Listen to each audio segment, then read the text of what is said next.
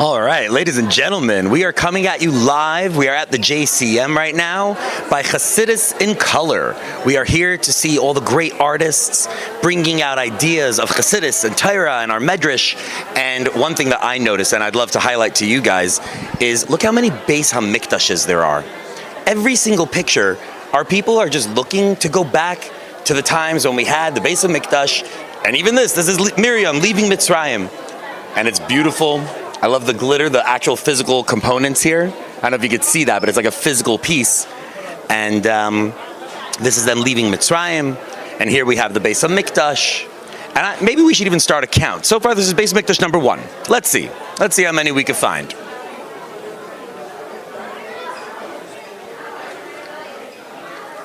All of nature praises Hashem. We have the wolf and the lamb, the ger zev im keves. Oh, sorry. All right, let's come around as we have people checking out these pieces. This one's actually very interesting if you could see it. We have Keser. Keser is a high level in Kabbalah and Chassidus, but Keser also represents the Shekhinah. And I was talking to the artist earlier, and she was describing how the Shekhinah is in jail. The Shekhinah is in Gullus with us. We're in the world, the Shekhinah, it's all in jail. We're waiting for the Geula to come, to unlock. And then when it unlocks, freedom, peace, beauty. The ger zev im keves again. Beis HaMikdash number 2, number 3. We're at 3 Beis HaMikdashes so far. We're going to keep the count going. This might be our third, the ger zev im keves, but I'm not keeping 2 counts. I can't do it. All right. Now over here we have Eretz Yisrael. Something I very much like about this piece is it's Eretz Yisrael, but it goes through all the history of things that didn't work out for us. You have over here the Spanish Inquisition. You have Egypt. You have, this looks like the gulags. That might be Soviet Russia. And what else is interesting about this is that this Eretz Yisrael that we know, this is the image of the map we know, but this is really the Gullus Eretz Yisrael map. The promised land that was promised to us is much bigger. It's actually, this piece, if it were to be on its side, this piece itself is more close to the map of the promised land of Eretz Yisrael for real. So this is all the Gullus, and this is a Gullus Eretz Yisrael. Fascinating. I just love, I don't know if that was her intention, the artist. Oh, this one's hilarious. So you have the Gullus, all the things that you go after that are fake, false, surface, chitzonius, versus the future, beauty. And if you see over here, you have hair by Klipa, which hair is a Klipa, which I just love that. And they have, look at this is Apple. You all know the Apple brand, but they're highlighting, this is the apple peel. It's not even real apple, this is apple peel. We have, again, Klipa, chitzonius. Oh yeah, go on, take a bite. Snake. This is the whole world of Klipa. There's another one. They have Klipas you can step into. Love it. We don't love it. We hate it. But love that the artist did it. It's fantastic. And then the future we're stepping into. Also, it's a whole separate piece of canvas. The artist literally tore a hole in the Gullus to highlight Mashiach. It's phenomenal. I'm really excited about it. Come, let's continue the tour. Should we do the broadcast? Yeah. I was out there. All right, continuing our count of Beis HaMikdashes. What? Oh, right, piece over here. I didn't see it. What is it? I didn't see this one before. Ein Od Milvadai. It's all God, but there's different levels. Whoa. Ein Od Milvadai, all in one. Ein Od Milvadai. I don't know what it means, but I like it. Yud at the center of all reality. A bishter. Panoramic view of the whole globe. Awesome. By my count, we're by our 3rd Beis HaMikdash so far. All the Jews waiting on Mashiach. This is our 4th Beis HaMikdash. Here we go. And all energy emanates from the Beis HaMikdash. All Hashem, when he brings energy into the world, it all goes into the Beis HaMikdash. That's like the focal point of where Hashem's energy enters the world. And then it rays out, and you have Torah, you have mitzvahs, but really all of reality exudes from that innermost focal point. Beautiful, the Kohanim, the prophetesses with their tambourines, with the saif. Yeah. Beautiful, angelic, harp, music, art. It blends, it bleeds. Beautiful. Another harp. Should we have another harp count? Is that what we should do? We're on our 4th Beis Hamikdash. I wonder if we should start a harp count. The Rebbe in center stage over here, leading, guiding, smiling, everything in beauty, in positivity. The Rebbe always led, first and foremost, with joy, simcha, and demand. People forget that also. The Rebbe also had a lot of discipline and demand. I think this is Shamil. If you know the Niggin Shamil, Shamil was a mountain man, maybe the Carpathian Mountains, I don't know, somebody will correct me in the comments. And he was a big chieftain. And he was at the top of the mountain and they couldn't dominate him. He was indomitable. But they tricked him. They said, let's parlay, come down, we'll make peace. He came down, they captured him. And in jail, he comes up with a song of hope and yearning. And we have the artist here. Would you like to share an idea? This is streaming live on COL. Would you want to share? Huh? Hey. Oh, beautiful. So this is Shamil. It is Shamil, yes? Shamil, Perfect. I did figure.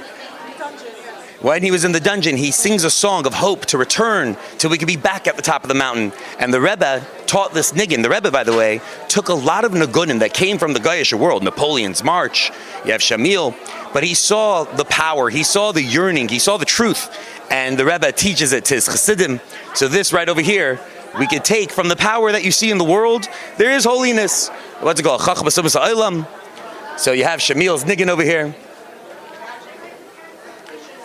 Our 5th Beis Hamikdash and our 3rd harp. Yes, I am keeping a heart count. I did lose the Ger Zev and Makeves count. I'll say we're around 5, but we're definitely by 5 Beis Hamikdashes and our 3rd harp. Maybe that harp is more, it's a harp. I was going to say lyre, but no, that's a harp. And our 6th Beis Hamikdash. Again, Mashiach consciousness on everybody's mind. Our 6th Beis Hamikdash. Sorry?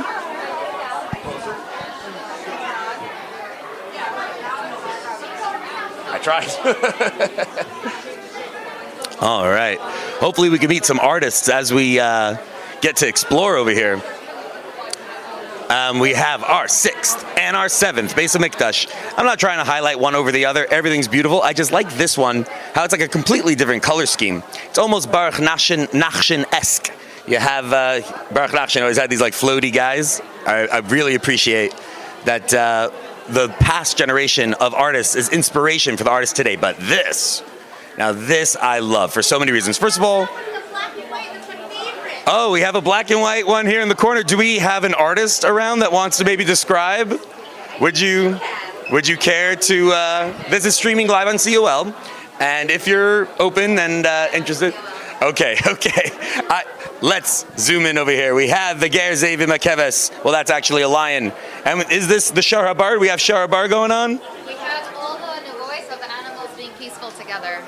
I don't mind my voice, just not my face. Sure. We have all the voice of the animals being peaceful together, and the part of Chassidus is the crown of Nasa v'Nishma that we're going to get when Mashiach comes, that was taken away from us by the time of the Chet HaEgel. So Mashiach is wearing those crowns. So that is Mashiach over there, wearing the crown, bringing it to us. We have the Nasa and the Nishma. That is beautiful. King Mashiach's crown will be the return of our glory that we had from Sinai. What a geschmack. Thank you so much from the artist. And now, this piece that I personally was attracted to, and I'm so happy that we were able to meet the artist of the piece before. I love this because it has a color palette that you don't see often in the Jewish world, that's for sure. You don't see it in many places, but here it's got a pop. I also love that Chayenu is now so officially a part of Jewish and at least Chabad consciousness. Chayenu has made it into the Messianic age, and I don't know if this is specifically Yossi Farrow, shout out to the Tefillin guy, but we have a social media influencer putting on Tefillin on people, and everybody's excited to share that they're doing the mitzvahs. You have candy on trees. All right, let's move on. We want to get to all the artists, but this one really gets me going. One more thing I wanted to highlight here. One more thing. You have all the enemies of the Jews being drowned in the ocean. What I find very interesting is that we added money. And these are all, you can see, the Romans, sure, we understand. The Egyptians, absolutely. Maybe that's a Kazakh. I'm not exactly sure who that is, but bad guy. That looks more like a Kazakh, actually. And the Kazakh always had their horse. That seems to be a Nazi. And you have the Rechev. Because what it says in the pasuk is sus v'rechev. The power of the day was war. You have horses, you have wagons, chariots. That was the power. But we know today the power of the day is really finance, and that's the klipa. So it's very interesting that they threw money into that. I really appreciate it. I love these pieces. I lost count. Oh, yeah. Are we at our 15th Beis HaMikdash? I don't remember anymore. And do we count the wall? Kaisel Moravi? Maybe. Yes. And we have, is that Batya? I don't know what that is. Is that Batya? No. That's the women in the mirrors. Women in the mirrors are doing the copper for the kiyar. And the mirrors was also keeping the Jewish people alive. For those who know, they know. For those who don't know, you'll ask your parents about it. Get me in trouble. Okay. Are you the artist? No, I'm the grandmother. You're the grandmother? Would you like to describe? You could either be on COL or talk without the camera. Okay, here you go. I don't want to talk inside. Okay, so then we're going to keep moving. But we appreciate this beautiful piece you have here. Now, I don't know if we count Mishkan in our count of Beis HaMikdashes, but here we have the Mishkan, and it is beautiful. It is beautiful. We'll throw it in the count. We're at 16. Okay, 15 and a half we said. Okay, perfect. All right. And we have shofars, and we have geula. So this is interesting also. This shofar seems to be the Har Sinai shofar, the Matan Torah one. This one over here seems to be the Beis HaMikdash, the Mashiach one. Both of those shofars, these arts are not even together. I'm just they happen to be stacked, so I'm combining them. But both shofars come from the same goat, the same ram, by Isaac's ram, when Avram was going to put Yitzchak Avinu on the altar for Hashem as a sacrifice. There was a ram caught in the bushes by his horns, and the right horn is saved for Mashiach, and the left horn was blown by Matan Torah. So it's fascinating that we have both those horns and right next to Geula. Excellent, I love it. Is that a soldier? There's a bit of a glare, I can't quite see. But it seems to be, and this might be like a David Yonasan thing. It might be like a Yisachar Zvulun thing almost, where there are those who hold down the Yiddishkeit, there are those who hold down safety and security. All Jews are needed and necessary and loved, and may Hashem protect our soldiers and keep them safe. Baruch Hashem.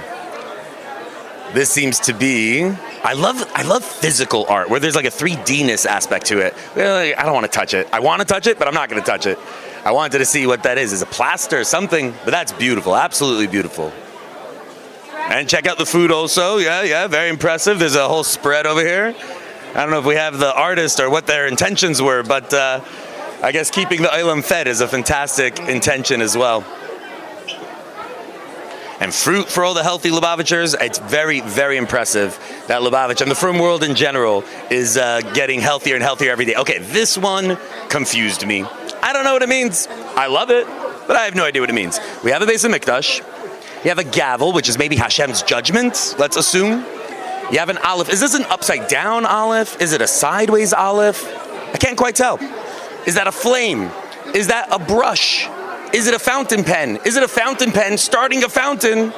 And is that the Nahar Yatzim Eden? I don't know, but it's beautiful. And a good piece of art actually elicits more questions than gives answers. A good piece of art is meant to be interpretable. So I'm not going to interpret it because it's beyond me, but I like that it's nicht azoy klar, but absolutely beautiful. Absolutely beautiful. And you see it's getting everybody excited. Everybody has to... Oh, hello. Would you like to say hi to COL Live and describe what we're doing? Okay. Hi everybody, welcome to the Chassidus Color Art Gallery. So, here on the stand we have amazing artwork made by our very own children of Crown Heights and all around the world. All around us we have amazing artwork made from any age of 14 and up. I think maybe 14 or 16 and up for our adult category. Here on the stand, soon not yet, we're going to have an activity. What's our activity? So, everyone's going to get a paper and we're going to fold, everyone's going to get a paper and we're going to fold, they look like flower cutouts. We're going to take these markers and we're going to color each side, right? Awesome. So then we're going to fold the papers and we're going to connect them together. I could show you later when it actually comes on. And then we're going to make a pop-out. What are these pop-outs? Flowers for what holiday that's coming up? Shavuos! So, you want to say something? Hi, well, I'm Rosa and my mother is the judge. Yeah, so there's going to be 2 tiers. We have 2 categories. We have one for adults, which is the, a certain age and up. And then we have one for kids, 14 up? 14, thank you. 14 and up is going to be the adult category. They have 2 tiers in that category, which is going to be hobbyist tier, and we also have professional, so we have amazing examples of that. We have the kids one, which is 14 and lower, and they also have hobbyist and like professional for what a kid considers professional. Very, very beautiful. Thank you so much for that grand tour, and thank you for having all this art here. It's really, really beautiful. Wow, and you have also, is this clay? Is this made out? Beautiful. Oh, we have the art. Would you like to describe your piece? It's on COL Live, no pressure? No? Good, absolutely. But this is a beautiful piece. We have, is that the candy growing on trees? Is that what we got? And fully made dresses. I love it. The robots are coming and they will produce all of this for us for free. And I believe that's what the candies on trees means personally. And now it's in your brain as well. Love it. Okay. What else we have? Is that Yona's fish? What do you think? We got up as a big fish. Maybe it could be the Leviathan, but I love it. It's a little scrunchy tissue paper, forming art. Sorry? Did you tell them the theme for today's Consistent Color Gallery? I did not say The Livium. theme is Geula. Nivium is Geula? The theme. The theme is Geula. I didn't know that. I saw so many Beis Hamikdashes and so many. I didn't realize that was the theme. Got it. Very cool. That makes a lot of sense. Thank you for letting us know that. All right. What are we pointing at? I don't really know where the words. Oh, wow. You know what? That looks like it might be, and I'm not sure, but it looks like the Ana B'Chayach. Is that what it is? We have like those letters that form different names of Hashem, but they're not the ones you and I know. And that is maybe the energy, names of Hashem that split the sea. I'm not quite sure what that is, but it is beautiful. Maybe it's the Az Yasher broken down into Hashem's names, because they do say that all of Az Yasher is just a repetition of Hashem's names again and again and again. We have a Chassidish Fabrengen with great Streimlach, Shabbos, Yom Tiv, L'chavit Shabbos Kodesh. I could hear the Nagunim being sang over here. On a drone. We're right. Is it a drone? Whoa, brilliant. Do we have the pilot here? Is the pilot around? This is a cloud that'll take us to Eretz Yisrael in the Geula times. And apparently there is a drone pilot somewhere here that can take us to Jerusalem. Let's go. Every Yid is a big tzaddik. You are a king. Hashem gifts this power to you. We are a nation of kings and priests. Is that a priestly robe? Is that what's happening? Maybe, maybe not. But we are called a nation of kings and priests. That could be exactly what. You know what's cute about this one? I think the artist, I don't know. I think the artist might be trying to ingratiate themselves with Reb Michal Muchnik as one of our judges. Looks like one of his pieces, trying to make some echoes going to have Reb Michal's thumbs up. I love Illuminize when they're printed on these metal pieces. So I just bump up a couple of bonus points every time I see one of those. All right, what do we have? I'm not sure. Is this are these 4 pictures related? Is the artist just trying to squeeze 4 pictures into one piece so they could highlight them? I don't exactly know. Is it seasons? I don't have a clear understanding of what's going on, but it is beautiful. And maybe, I don't know, interpretation.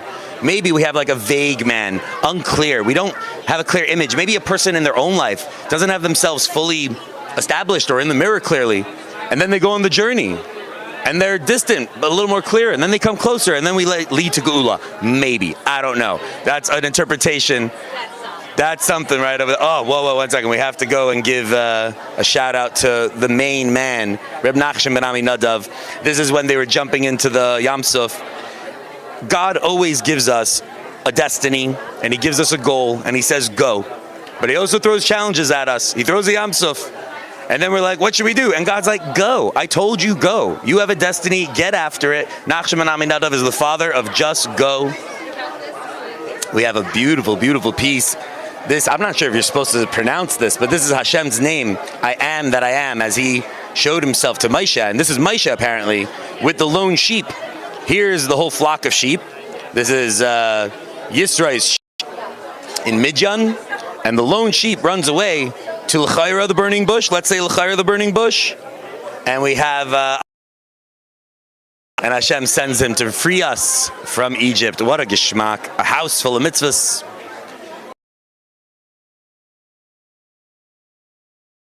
Titles to all this stuff. Tznius of Malchus, glory of Geula. Love it. I didn't. I'm still going to go with Shabbos Queen because that's what the vibe I got, but that's because it's all interpretable. Bars of gold are flying, but what's bars of gold when we have Torah and mitzvahs? That's what I think the artist is trying to convey. And bars of gold, mitzvahs, upside down donkey. Is that Mashiach's donkey? Is that Avram's donkey? Is that Bilam's donkey? What kind of donkey is this? But there's a donkey. It's upside down. It's there. I think it's a horse from Mitzrayim. It may be a horse from Mitzrayim. We had insight from the crowd. There were horses that were thrown when we split the sea and the Egyptians were drowned. Sus v'reichlei, the horse and its rider. Geula, which again is the theme of the evening. Don't be surprised. It's Geula theme. And what Geula theme is complete without the Rebbe? Another Beis HaMikdash and another. It is delightful.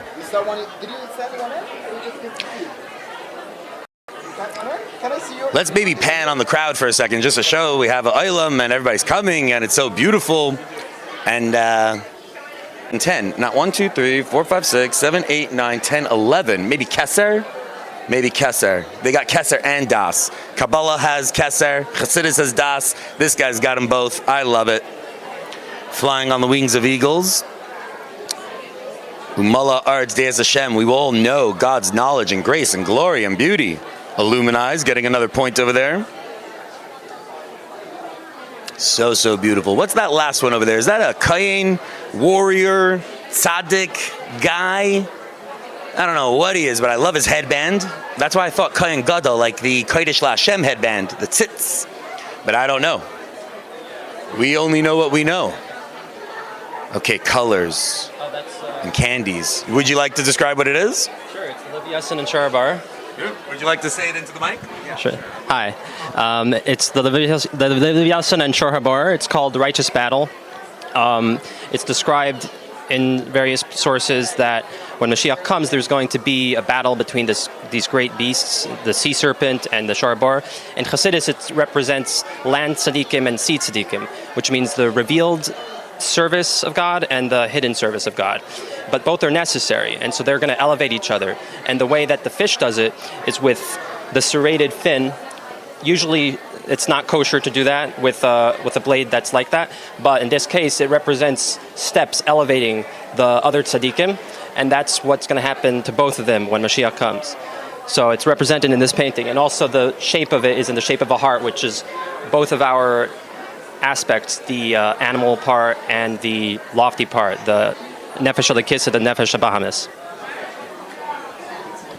Wow, thank you very much. I really wish we got an opportunity to do this with more artists, because I knew the story of Sharabar and I know the story of the Leviathan, but to see the heart, to see that it's the complete, that we need both sides, to have that depth of Chassidus. Thank you to the artists. Good hatzlacha and good luck on the competition. What a geschmack, what a geschmack. I wish we met more artists. All right, moving back to center. Let's ask Rabbi Nachum if he wants to say hi, the man behind all the energy. Hey, he's busy. Okay.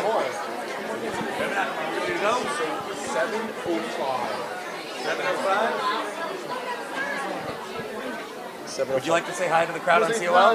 You don't have to. 7:05. 7:05. All right, guys, we got, 8 more minutes? We got 7 more minutes that we could get into a little more detail into some of the pictures that maybe we moved over a little quickly. Arch of Titus. Titus is the enemy of the Jews. Conquers, smashes, and then maybe the Lubavitchers would like to have you think so anyway. He puts up one of these round menorahs just to trick us. On top of everything else, he's also tricking us about round menorahs. I doubt that's what happened, but a good Lubavitch conspiracy theory never hurts anyone. All right. What is this, Shivas Aminim or just figs? Is there something specific about the fig tree? I heard some say that maybe it's Eitz Adas. Some have said.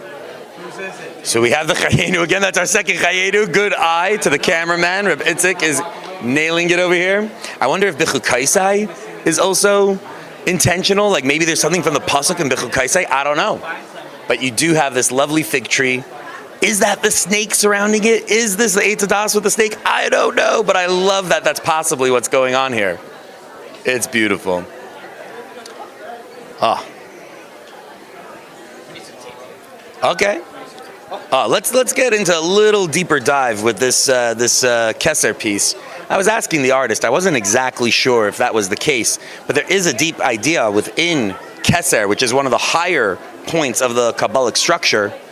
It has 5 branches here. There are 5 tines of the crown, and there is an idea of the Hey Gevurais and the Hey Chasadim. These are like primordial, massive, big energies that exist within Kesser, and they're all color-coded. Ooh, this is falling. We should get some of the maintenance cover here as soon as possible. But yes, this is a beautiful piece with all the Kesser, with all the beauty. A Lubavitch couple goes on a walk, and we catch up on a Rambam. This is exactly as it's supposed to be. And this is what Shalom Bayis says. She doesn't need to hear how your day was. She wants you to do Rambam. JK, everybody. What a beautiful picturesque scheme. Is that maybe a Mashiach Geula idea? Because it says that when Mashiach comes, all we will do all day is sit and know God. So what are we busy with? He's got to catch up on Rambam. I love it. I also love that the centerpiece, Mashiach. Obviously, your Torah has a Mashiach flag on it when Mashiach comes. How are you going to have Mashiach without Mashiach mantle? All right. Let's see. I think, trying to think if there was any specific area that we avoided. What? To say something about it? Would either of you guys like to say something to the COL live crowd? Maybe there's a piece of art you have your eye on, and what inspired you about that piece? Not a particular piece, but it's impressive. Would you like to say it into the mic and in the camera? Thank you. So it's the art's really impressive, and it seems it's this generation is taking Jewish art much more seriously, and they're going to develop some great artists over time. No. We have some insight from the artist on on the Shamil piece. It's great that we're bumping into the artists on. Oh, 1 second. I don't want to overskip one of the artists. We can't skip a piece. Would you like to talk about the piece? No, but I will. Okay. Into the mic, please. Oh, man. Yes. All right. So this one is called Constant, because how Hashem recreates the world every moment, infusing it with light and love, no matter what's going on, no matter the time of day, no matter the season. It's always Einod Milvado, and it's always that unity of Hashem that's just in everything, every moment. Oh, thank God. All right. Thank God. Thank you for showing us constance. We really appreciate it. Hashem keeps the vibration alive at all times. Ein Oid Milvadai. His speech hangs in the sky, as the Baal Shem Tov explains. V'hine Hashem nitzav alav. No, not that one. He explains something else about the letters standing in the sky. In the comments, correct us. All right, we have the artist. Would you like to be on mic and camera to show us? All right, here you are. Okay. Yeah, it's me. Okay, yeah. Okay, so right here, talking? Right here in the vodka that I put next to Rabbi Grona, I added some of the kosher bracha that I had of the Rebbe into a little bit of vodka, and I put my paintbrush into the vodka with the kosher bracha, put it into the paint, and I painted this little bottle of vodka right here. So there's a little bit of kosher bracha in the painting. So, just adding to it. Thank you so much. See, there's these details that the artists put their heart and soul into, and I'm just here drive-by. So I really appreciate when we can meet an artist and get a deeper insight. Thank you for sharing. All right. Let's see. We spoke about the Baruch Nachshon piece, looking one. We see candies growing on trees. We got 12 psukim. Let's take a look at the time to see that we're going to be... We got 2 more minutes, ladies and gentlemen. So let's start making our way back to the podium, and we will see you guys in 2 minutes for the kickoff of the presentation of the Tzivos Hashem winners, as well as the winners of Chassidus in color. We'll see you very soon.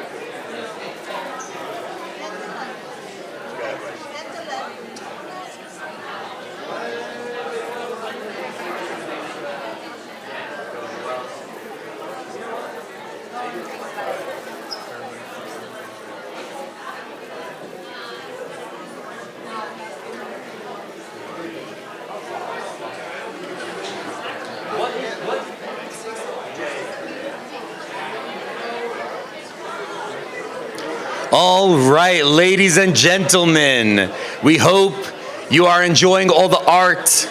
We hope you are enjoying all the yummy, tasty food. And we would like to invite you to start making your way to your seats so we can get our program started, talk about all the excitement of art in Judaism, and eventually announce our winners of Chassidus in Color. So we would like to have everybody please begin making your way to your seats so we can begin the program. Now, as everybody is making their way to their seats, I would like to describe for me what is so important about art. Art is creativity, and the first two words in the Chumash are Bereshis and Bara. Both of those words have the connotation of creation within it. There's a lot of Chassidus, the Rebbe has my marm, he talks about Barashis, that he created 600,000 and all the sparks and the souls. But the first three letters of the Torah is Beis Reish Aleph, create. Hashem, he is our creator. What makes Hashem so special is that he could bring something into nothing. Now, we don't do that. We're not those guys. We take what exists, but a creative. We're not the creators, but we are creatives. And we can take what exists and we can make something shine. We can make something that will uplift. We can make something that would inspire. So art is godly. Art is what God does all day. And like our artists, Hashem, when he puts on a lovely sunset for you, and you're on the beach and you see the colors in the clouds, Hashem wants you to say, wow, that's beautiful. I love what you did with the place. You, Hashem, are the best artist I've ever seen. So all the art that we make, it's all an homage. It's all a reference. It's a mushal to the art that Hashem makes. And our artists deserve a like as well. By all of us, oh yes, let's please. If we could have a round of applause for our lovely, lovely artists. This stuff is so beautiful. Kol hakavod. I did not know Lubavitch. I know Lubavitch is super talented. We all know that, but I didn't know we were this artistic, and it's really a real pleasure to see. And as someone who is interested in both Chassidus and art, I'm so happy and thankful to Reb Menachem Meltzer. Can we get a round of applause for Reb Menachem Meltzer, who puts on this lovely event? It always, every cause, every beautiful thing has a visionary, somebody who's putting in the time, the care, somebody who's worrying about the details so that when you arrive, it can be beautiful. So Reb Menachem Meltzer, thank you. And personally, I want to thank you that I love Chassidus, I love art, and now there's a whole library of beautiful Chassidic art. And it's a pleasure that you bring this to the world, that we all get to enjoy. And if it ends up in somebody's home, it inspires them, it inspires their guests. The ripples of this knows no bounds. So thank you, Reb Menachem. Yes. A big hand for Reb Menachem. Beautiful. Now, the art is meant to inspire. Are we ready? All right, I could keep hacking, it's fine. I love it. I'll introduce myself in the meantime. My name is Alter Deitch. Hello. And I am a friend of... Oh, yes, thank you, Maishi. I'm a friend of Reb Menachem's, and I'm in support of good causes that bring inspiration, that bring art, that bring beauty, that bring inspiration. And I'm really honored that he asked me to help on this evening to be your host. And I hope to keep it as entertaining and moving it along as quickly as possible, because you guys came to see the art and hear about the winners. We'll get you there, I promise. It'll be fun on the journey, but we will get you to the destination. It's going to be great. So, art, by its very nature, what art really is meant to be beyond the day-to-day. Your needs of food and shelter and clothing and water. This is the very technical details of life, and you must have them. Without this, there is no life. But if that's all you have, if all you have is I have a home and I have a bed and Baruch Hashem and I have my food, but there's no beauty, there's no joy, there's no higher calling. So art is there to raise us above. Take us beyond the here and now. A good piece of art will transport you. A good piece of art will inspire you. All art does this. It's reaching for the divine. Chassidic art, what's amazing about this is you can tell every artist, their intention, every brush stroke, every time they sharpen their pencil, every time they click the mouse, because we're in the digital age, we have to also explain there's digital art, and it's beautiful. I've seen a few of the pieces on the wall. It is gorgeous. And every stroke that the artist puts in, you can feel the Kedusha. So it's not just, as all art is striving towards inspiration, these pieces of art, their entire intention is to give a gratitude to Hashem, to bring glory to Hashem, to bring inspiration to all the people who will see it. And they're all Beis HaMikdashes, and they're beautiful, and it's hopeful. This theme was Geula, the theme of the whole contest, and it's so appropriate because we're here on the footsteps, on the doorsteps. We are about to enter Geula. As the Rebbe said, he's already here. Open up your eyes. So if you open your eyes and you look around, you will see the Beis HaMikdash on all the walls. It's great. So Mashiach is here, the Geula is here. We are inspiring people that they should keep it top of mind, because bitachon means I trust that Hashem will bring it. And in the modern parlance of that, they call either the law of attraction or manifestation. You picture something in your head and you say, I want to manifest this into existence. I want this image to become reality. And in order for manifestation to work, you need a clear image in your head. If you have conflicting images in your head, I want to be successful, but I'm not that good at this thing, it won't pull through. Manifestation only works when you hold a clear, sharp image in your head and focus. For Geula to come, for Geula, Mashiach to become a reality, for B'tachon to work, we need a focus on what is it we are asking for. What is Mashiach? What do we hope to see? What do we hope to bring? If the Rebbe says it's available today, what does that mean? I could open up my eyes and see what?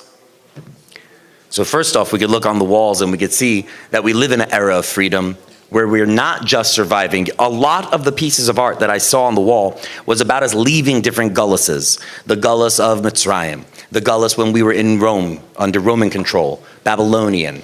They don't call it officially gullus, but the gullus of the Holocaust. The gullus when we were in Russia under the Kazakhs and under Stalin and under the communists. And today our struggle that we have going on in Eretz Yisrael, or the gullus of social media, or whichever aspect you want to focus on. We leave gullus and we open our eyes and we see that we live in today's day and age. Today's day and age, there's nobody coming at you with a, we could go to Israel, whatever. But if you guys living here in Crown Heights, we are safe. There's nobody telling you who you need to be. Not only is the government not forcing its agenda on your throat, not only is not some other religion trying to force their agenda on your throat, but even with our own religion, even within our own communities, it used to be that we would force Yiddishkeit down our children's throats. If it didn't apply to you, you were kicked out. You do Yiddishkeit or bust. We don't even live in that era. We live in the era of pure freedom. We live in the era where nobody's telling you what to do. Ad kedei kach, freedom could cross a boundary, and freedom is a challenge. And if you look in the world, in the West, there is tremendous freedom. But you can see people are failing at freedom. They have so much freedom, they could go anywhere, be anything. You could connect with any single person on the phone in the entire world. And what are you doing? It could be scrolling, it could be Netflix, it could be Grubhub. You don't even have to leave your house. You just trap yourself in an apartment. Why? Because you can do anything. And now it's your choice to choose what you will do. In the past Gulluses, it was very hard, it was very difficult, but it was simple. In Mitzrayim, life was terrible, but it was simple. You wake up, you make the bricks, you build the pyramid, you get a few shmeisen on your back from the Mitzri. There was no decisions for you to make. Life was simple, hard, brutally so, but simple. When we come to today, life is very soft. It's not brutal. It's the opposite of brutal. You can do anything, but there's freedom and you need to choose. It's your decisions of what your life will be. And with so much infinite power, some people are pasha getting lost and not ending up with anything. So that is the era we exist in, and it's the challenge of Mashiach. The Alter Rebbe, you guys know this story, when Napoleon was at war with the Tsar, and the Alter Rebbe didn't want Napoleon to win. Napoleon was freedom. Napoleon was, let's get everybody, there should be freedom of expression, everybody should be able to do what they need and what they want. The Tsar was locked down. This is a dictator, he's a king, he's a Tsar. So why is the Alter Rebbe voting for dictatorship? Why is he voting for totalitarianism? Why wouldn't the Alter Rebbe vote for freedom? He doesn't necessarily get into it, but I think we could extrapolate and look at where we are today. Even today, the challenge of freedom is overwhelming some. Even today, when freedom is so at our grasp, unfortunately, depression's at a high rate, chas v'shalom, the next steps after that. And the Alter Rebbe knew 250 years ago, in the era of Napoleon and the Tsar, we weren't ready. If you take somebody who is a slave and you say, here's freedom, they don't know how to be. And I'll wrap up this thought and then we'll get started. So we right now also, if we find ourselves in the time of Sphira, so we'll tie it in with that idea of taking a slave out of slavery and they don't know how to be. We were in Mitzrayim. We get a big revelation. Hashem takes us out of Mitzrayim. But now, even if you're free and you had inspiration, you're not ready for Kabbalah Satira because that was somebody else's impetus. That was Hashem freeing you. You need to go through Sphira to make it internalize, to make this freedom and inspiration a daily fixture of your life. If you achieve that, then you are ready for Kabbalah Satira. And it seems like we are ready to announce and call up to the stage to announce the winners of the Tzivos Hashem competition. We'd like to call to the stage Rabbi Shimi Weinbaum. Please, a hand for the man who keeps our children inspired and engaged, who gives them great prizes. Yes, Shkayach. And Rabbi Shimi Weinbaum. Thank you so much. It's truly incredible. I'm thinking back to when I was a bacher, and the Shluchim office at that time made a competition called Imagine. This is definitely over 30 years ago. And I remember how each child then was given that competition to imagine how will the world look like when Mashiach comes. And I'm looking at I remember the pictures that came in then and what the children drew. And either the kids today are just a lot more talented than they used to be, but it's just mind-boggling to have looked through the incredible entries that over 430 children submitted. So, first of all, a massive yasher kayach to all of the chayalim from around the world who submitted entries. I believe that you're doing what the Rebbe wants, which is to actually imagine and envision a world where Mashiach is already here. And you're doing an incredible job at doing that. I feel bad for the judges. I have no idea how they were able to go through those 430 plus entries and choose winners, because each and every one of them is really a winner. And thank God, Baruch Hashem, this was not my responsibility. So I feel great to be standing here knowing that I do not take responsibility for the winners, because I really do believe that every single child is a winner. That being said, there was a promise to give winners for 2 different divisions, one for the 7 to 10-year-old Chayalim and another one for the 11 to 14-year-old Chayalim. And we're going to start with a 5th place winner in the 7th to 10th division. This painting is describing how even in dark places there's a special diamond of holiness hidden inside. And when we do mitzvahs and good things, it's like setting that diamond on fire with love for Hashem, making it shine super bright. And the crown reminds us that Mashiach is coming soon, and we will all see the 3rd Beis HaMikdash which Hashem is building just for us. The music notes means that the singing and being happy helps us bring Mashiach even faster. Even when things seem cloudy or confusing, Hashem is right here waiting to reveal the biggest, brightest light ever.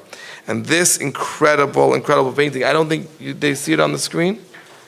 No, what a pity. Unbelievable piece of art was made by Yehudis Stern. Well done, Yehudis.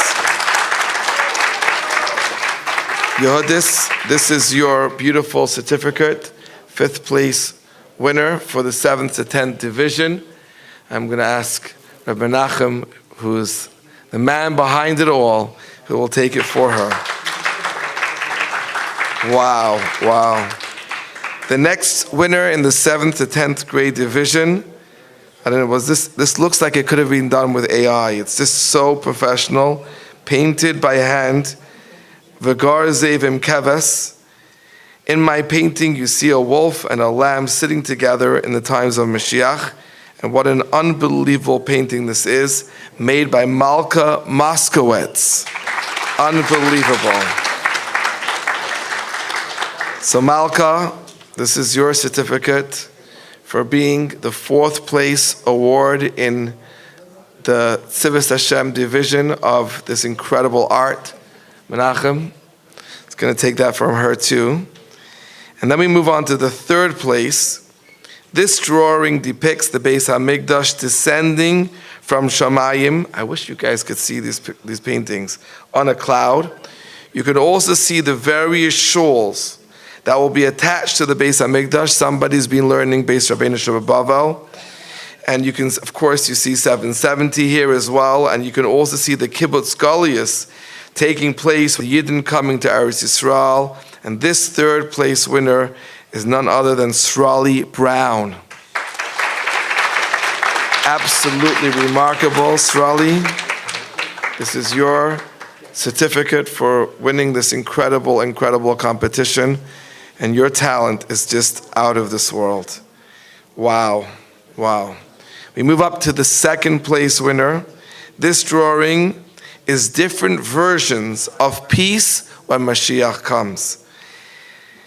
It's just unbelievable how you see all the different scenarios of world peace, no more war, and everyone loving each other. Really incredible. And this one is the winner of this 2nd place winner, Esther Baumgarten. Absolutely amazing.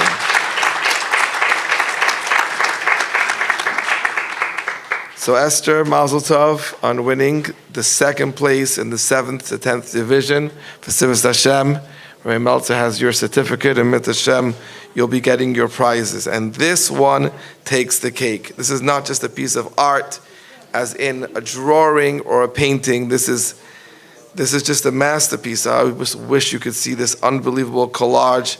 Don't know how she made this, but what she describes is like this. We learn about the days of Mashiach, days where we will find plenty of good and treats from the earth.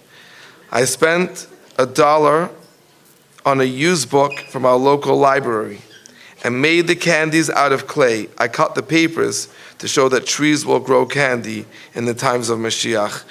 Absolutely stunning piece of art by Chana Teitelbaum. Absolutely incredible.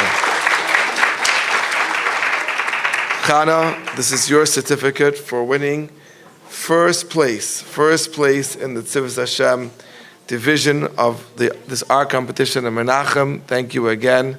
You are the man. Wow, okay. Now we go to the next division, and if the younger Chayalim were amazing, this goes to a whole new level. This is from 11 to 14. We start with the 5th place in the 2nd division. Remember these incredible prizes that Rabbi Menachem has put together for these children. And number 1 is a golden Beis HaMikdash and the sun of Mashiach shining down. An absolutely incredible piece of art by Menachem Mendel Adalist.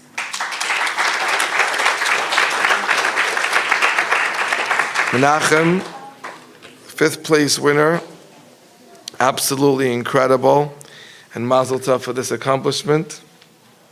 And we move up now to the 4th place winner, where we have an incredible image of V'hoya b'yom hahor yitaka b'shofar gadol. This is really envisioning the shofar being blown at the Beis Hamikdash. It is just a marvelous piece of art. You can see that this is someone who will absolutely grow up to be a world-renowned artist. Shaiki Boas. Amazing, amazing.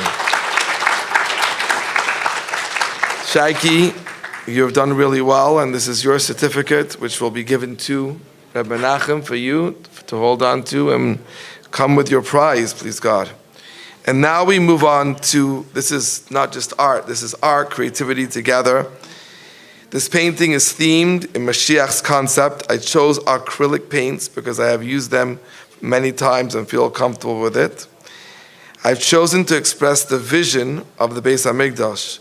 When looking with the correct prescription of glasses, you can see Mashiach is here.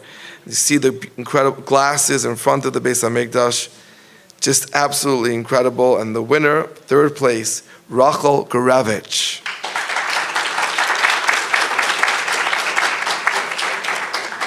Rachel, this is your certificate, and Ms. Hashem, your prizes will be coming too. Incredible, incredible accomplishment. Wow, we actually have her piece of art right over here. Is Rachel here? Is Rachel here in the room? Yes, no, maybe? Amazing, really incredible piece of art. And now we go to another level of art. This does not look like 11 to 14-year-old unless maybe their parents are amazing artists. So hard to believe that a child can have this kind of talent. Absolutely incredible. And it's not only the picture, it's just the way it brings to life. The Rebbe always taught us to live with Mashiach by learning about the times of Geula. In this drawing you can see the generation that was and the generation to be. They are learning together about the Shor Habar and the Levyasin, creatures connected with the final redemption. May Mashiach come even before this competition begins. You really have your focus on unbelievable piece of art. And I believe, I don't know if we have this one here, but really, really incredible. The winner of this is J.J. Lowenthal.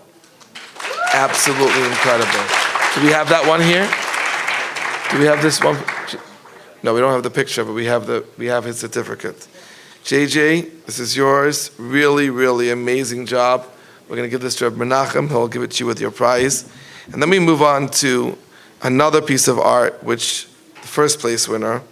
This is not only, we've all heard of Michael Schwartz, his incredible art and how he made his art from words. This is the future Michael Schwartz. Absolutely incredible picture of the Beis Hamikdash coming down, and this piece is a description of what the world will look like when Mashiach comes, when we'll be able to physically see with our own eyes how each and everything in our universe is being constantly created by the Dvar Hashem, which is keeping it in existence. As it says in the pasuk, La'olam Hashem Dvarcha Nitzav Bashamayim. The entire art piece is comprised of the word Dvar Hashem. Let's take a look, because this is absolutely, no, let's take a look at the real thing. Look at this, right here. The whole art is made from words. Absolutely amazing. Michael Schwartz in the making. This is made by none other than Chaim Zushi Perlov. Oh, he's here. He's here. Unbelievable. What a masterpiece. What a masterpiece.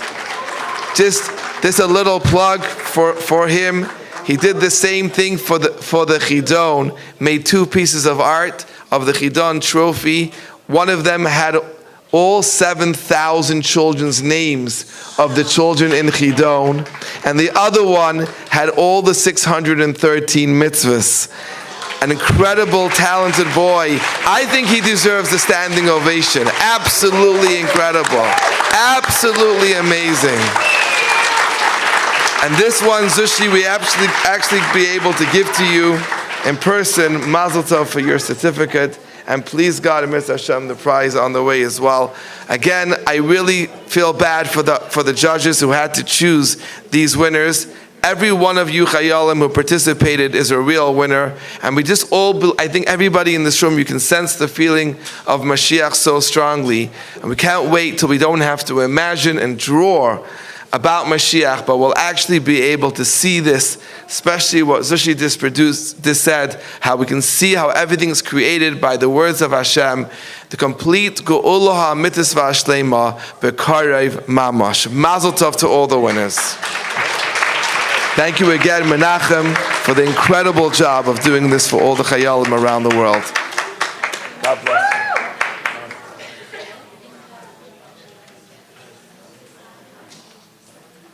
Thank you so much, Rabbi Weinbaum. Could we please get one more hand for Rabbi Weinbaum?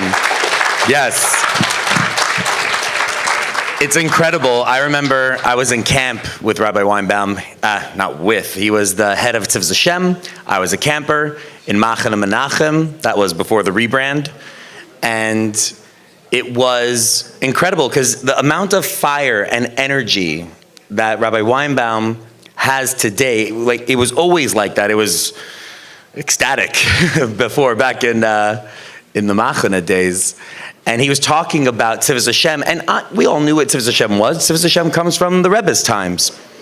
But the way he brought the energy, the way he brings the prizes, all the things that now all of our kids interact, and they do the mitzvahs, and they do the mitzvahs, and they are making art and all this beautiful stuff. So I personally, for Lubavitch, I'm very proud and grateful that we have Rabbi Weinbaum in our circle. So Baruch Hashem, very, very grateful to the Rebbe, to Hashem, to Rabbi Weinbaum. Our next presenter is one of my favorite artists. I'm not just saying that because he's looking at me right in the face, but it is because there's joy and levity. There's something kind and fun about his art. I love a good, deep thinker and make your brain, and what does he mean? What was the artist's intention? I love those as well. But to come across a piece of art that is a good time, it is pleasant, it is uplifting, it is youthful, and also I love that it's always in 3D. It's not just painted or drawn or medium this, medium that. Every medium, digital? This is old school. but all the mediums. I've actually had the schus of being in his studio, and it looks like you're on a construction site. There's plaster hanging from the ceilings and all these pieces. So it's really, really phenomenal. And he's evolved to making art that is interactive, that you can grow while he produces. It's a fantastic, hopefully maybe he'll share a little about it. Maybe not today, but he could always inquire. I'd like to call up my favorite Jewish artist, Baruch Hashem, Rabbi Michal, artist, Michal Muchnick.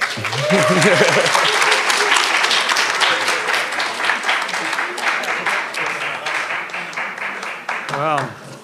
It's a bigger crowd than last year. That says something. And more entries. Now, what did you start with that you felt sorry for Weinbaum? You felt sorry for the judges. I'm one of them. And I totally agree with him. It is very nuts. It's hard to judge the things, but, there's a lot that goes into this. With all the entries every year, it's so much more.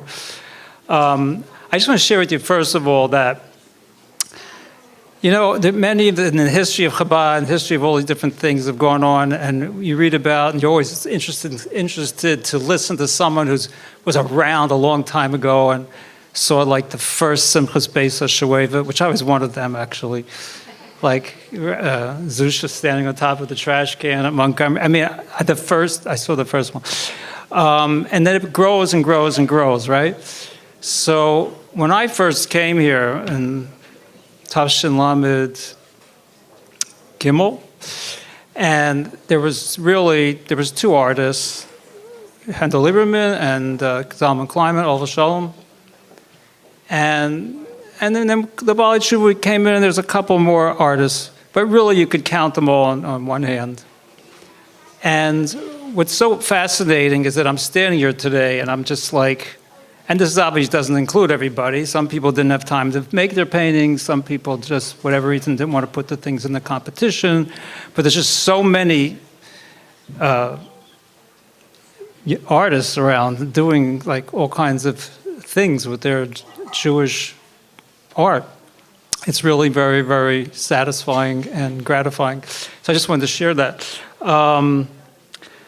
Yeah, so I want to first just start by thanking the Rebbe and whose input and encouragement into these things started with artists like myself.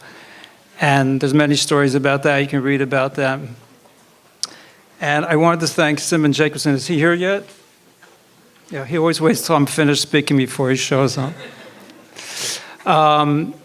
I wanted to really thank him because he mentioned in the video that we were both in, which we never talked to each other, but in this video it's like him speaking, then it's me speaking, and back and forth. It's very fascinating. And he said something really interesting. He said, he was really steeped in Chassidus, and he was doing the Rebbe's work with the editing, and he said something that he always realized that the purpose of all this study is to apply the Chassidus. And then he was talking about how it's been applied to the art and all this kind of thing. And it's very interesting because I have a different background. I wasn't brought up in yeshiva world and all this kind of stuff. I learned a couple of years in yeshiva in Morristown. But immediately when I started learning the teachings of Chassidus, immediately I wanted to take these ideas. They were so inspiring. I wanted to portray them in a piece of art. So it's like I wanted to apply it. I didn't have all the study that he has and everything like that. It's just very fascinating, and most people are sitting here, artists, are not steeped in the books. And it's just beautiful because, the Baal Shem Tov loved the simple Jew and all these kind of things. And it just shows to show when you see all what can be accomplished by expressing an idea in Chassidus, that it really can affect someone who maybe, is not steeped in the books, or even someone who is steeped in the books. So I just want to encourage everybody and tell you that I personally am enjoying this very, very much. So that's a round of applause for all the people who are doing their art. Did you ever wonder why artists don't have a title? It sort of gets annoying after a while. Like doctors have doctor or MD, lawyers have ESQ, Esquire, dentists have, and then psychologists and therapists have, they have so many initials after the name, you don't even know what it stands for anymore. But, all these things, I think, that's just fair. Why don't artists have a title, right? But then I realized we actually do. Starving. Anyway, having said that, we'll come back to that a little bit later. Because I feel that since it's Mashiach times, things have got to change in that category. Which brings me to my next point, which is that, I was thinking about, and that just was this morning, I was thinking about, that really, and Alter mentioned it, about that Hashem is the creator, the big one. And I was often wondering, so how are we like the 7 days of creation? You're common artist. So I was thinking about it. We work very, very hard. You see, people worked very, very hard and long hours to produce these things. And so there you go. There's the 6 days of work, toil, right? I think so. What's the seventh day? The seventh day is when you can stand back, you've finished your painting, end it, you maybe go on to the next one, but you're just going to frame the picture, it's finished, you say, this is what it is, da-da-da-da, Okay. Then you have Shabbos of Shabbosim, which is the Geula, right? The Geula is like something like this, where you're revealing it. It's out here, people can see it, enjoy it, it's spreading the light, and all that good stuff. But the Gula Hashlema, that's when someone actually buys your painting. Anyway, having said all that, enough jokes on that category, I was thinking also about these things. By the way, I don't know why they ask artists to speak. The whole thing is we can't speak, so we paint pictures. Anyway, so why do people love to look at artists making their art? Now, I don't know how many people in here are the actual artists, and how many just of you who aren't, but like to watch people make art. I mean, it's really fascinating. Do you ever go to the Prospect Park and someone is sitting there with the easel and there's 10 people around? It's fascinating. And it dawned on me, there's another thing that I thought about this morning, and from this already you realize that I didn't really prepare this speech until this morning. But in any which case, I was thinking, why do people find it so fascinating? And then I realized, people who are doing art, they want to be like God. Like God's a creator. They're really wanting to be like God. Well, if you think about it, that's very interesting to look at. How are they pulling that off? In fact, if you really pay attention to it, as an artist working, it can become extremely entertaining, I have people, they come for tour groups, they come for this, they come for that. I have these, what Arthur was speaking about, I call it somatic art workshops, hands-on stuff with different things. But, I have a lot of people come in and out of my place, and they really want to see me working on something. Sometimes I get suspicious, because if it's another artist, they usually want to steal my ideas. But in any which case, but I was thinking about why do people really they like to watch people do it. And this is something, it's just really something to think about. Also, I just thought about this other thing, which is that Baal Shem Tov tells us Hashem is going to be creating the world every moment. And so, really, Hashem is constantly giving us a new picture to look at. It's always new. And I think what Simon Jacobson mentioned in his talk in the video that we were on, I think was very, very, very important to remark about, which was that he says that you see how another artist will look at something probably different than you will look at it. And therefore, it's giving you a new picture, right? And then when you're an artist, you're also, in order to do something, you're wanting to do something new and creative and everything like that. And it really enhances the way you look at the world, and that you look at things differently. Like when you walk into a room, right? And then 5 minutes later, there's someone else walked in. It's a whole new picture. And when you live at the moment with these things, it becomes you start to get into that whole creativity thing and new pictures. So I just wanted to share that. And this is very important, which is, now, what about this, whole practical thing, the whole practical stuff for an artist, which is generally not in his his modus operandi, right? I have to mention a couple things which I have gleaned from our Rebbeim. And first of all, the Rebbe told me, I put in a picture of the Aleph. It's a well-known picture. Oh, that was a different picture. That different story. We'll hold that one. This was when I had a whole village scene, and there was a lot of things in this picture. It was just a whole miniature people and a whole scene, and there was just so many things. And each of these little houses and stores had little signs in them. So in one place in the picture, I had a free loan fund, and a hospitality hotel, amongst many other things, but it was in the bottom left corner of this whole big village thing. And the Rebbe said he notices that they're on the left side of the picture. But he said, but al pi Chassidus, or according to the Kabbalah, I don't remember exactly, I think the Rebbe said, wrote back to me when I sent in the picture, was that these are actually from their ideas of Gemilos Chasodim, which means deeds of loving kindness, and according to the Kabbalah, they're on the right side. Hashem embraced all these different things. Therefore, that said, they should be on the right side of the picture. It's really very fascinating. The more you think about this stuff. And then on the top right-hand corner, there was a shul, and there was davening, right? And the Rebbe said, that's avoda. There's three pillars, Torah, avoda, gemilos, chasodim.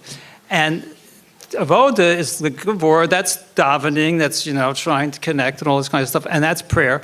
And therefore, things that have to do with that should be on the left side of the picture.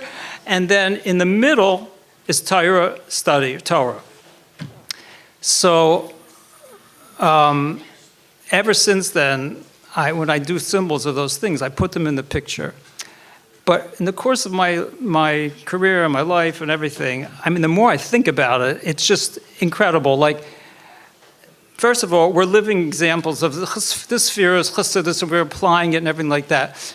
But like, who really cares? It's in the picture. Then I realized the Rebbe is saying something like, your paintings and Hasidic art, you're teaching people things. This is a way for people to really learn and feel something that they can go and further study it or like get inspired by it and then go pull out the books and say, hey, what's it really saying about all this stuff? And it was just really very fascinating. I also heard that the Frierdiker Rebbe, again, I don't see it in all the books. I've asked people, but I did hear this, that the Frierdiker Rebbe actually mentioned that at some point, like in his generation, there was like hardly any of that, but there would come a time when Jewish art would actually, be like real stuff. Like there'd be like teaching stuff and have Hasidic ideas and everything like that, which he didn't before. And he was excited about, so he really foresaw that. And then there was something else but he did say one thing, but he said, but an artist had to be careful because it could become hefker. The word hefker means chaos or out of control, right? Look, any artist in here knows when they have that conflict. I'm spending too long in this, it's not, I already made or you just get totally off, whatever. It's a balance, and it's risky, but like, go for it, just be aware of that. Third thing was like, something the Rebbe Rashab said, which was, and wasn't the story he went to the museum and found all these Hasidic ideas that have to do with the battle scenes and stuff. It was a strange thing. They went to this museum. But the Rebbe Rashab said something about Bachram that were writing their own, like writing Hasidic, like response, I don't know, whatever it is. What do you call those? They're what do you call it? Responses, whatever. Yeshiva, they write down what they're learning. Oh, got it. So one of the Mashpiyim came to the Rebbe Rashab and said, is this should we allow this? Because they're making mistakes. They're making mistakes. They're not, we don't want people to. And the Rebbe Rashab said to them something to the effect that, no, they're all trying to get to where it's, the clarity and everything like that. Like, they're on the path. So it's the same thing, that don't feel like if you're portraying something, you don't know all the ins and outs. But then, Baruch Hashem, you have plenty of people to ask. You have plenty of, rabbis and stuff like that. You can talk to them and clarify things. But it is important, and as the Rebbe told me about certain other things in my paintings, it is important to, if you're going to, don't be, go out and ask for advice about those things. So I just wanted to do that. And then this Torah Avod Gemilas Chasodim, I'm thinking, practically speaking, how do we balance that with being an artist? And this is very short, but I have found that times for learning, whatever they are, in the morning, the evening, something. So you're learning before you paint, you're learning after you paint, like you learn Torah. And also, I have found that a lot of the artwork is filling in colors. It's not designing it. And so I like to listen to Torah tapes or good speakers, podcasts that are interesting about Hasidic things, ideas, meaningful stuff. And so therefore that when you're listening to that while you're going, it goes into your paintings. And the Gemilas Chesed thing, that part is a lot of us do this to our own relaxation, our own excitement about doing the paintings and everything.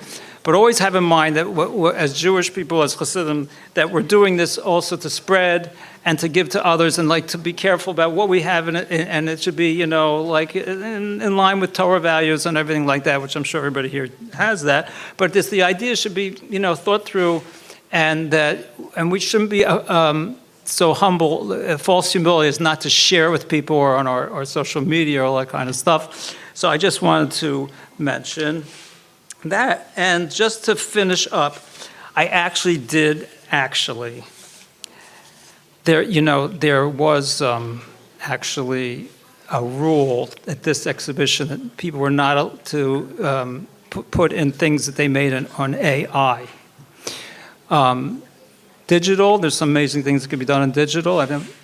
What I noticed is most of the artists here did with their own hands, So I decided that I'm announcing that artists will have a new title, okay? After your name, you're allowed to write RTST, okay? Basically, it's the word artist taking out AI.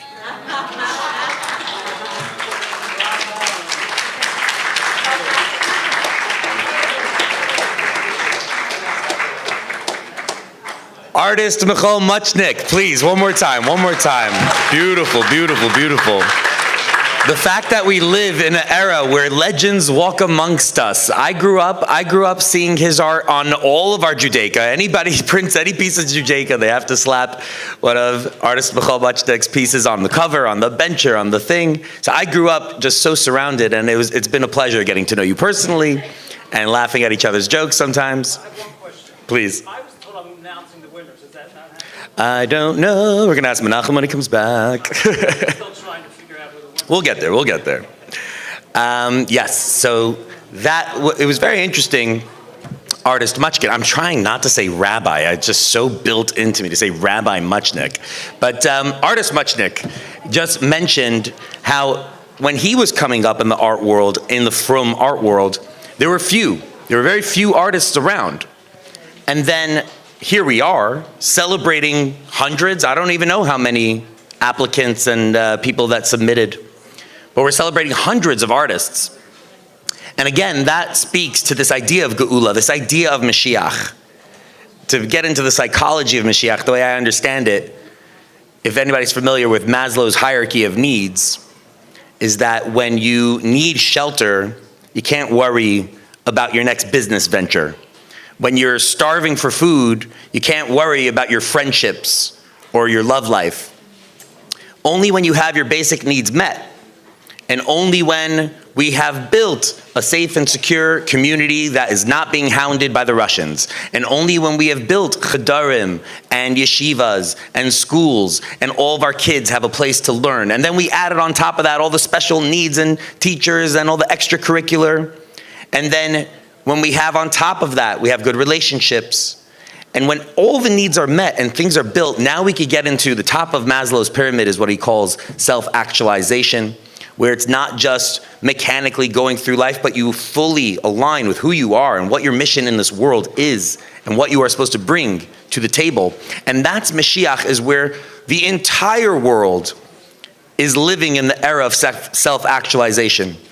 The entire world, back in the day, 99% of the population was involved in food production. The entire society and human species was on tier 1, 2, 3 of Maslow. There was no time to think about art. I need to get my crops in. What if it didn't rain? What if it rained too much? There was no recourse.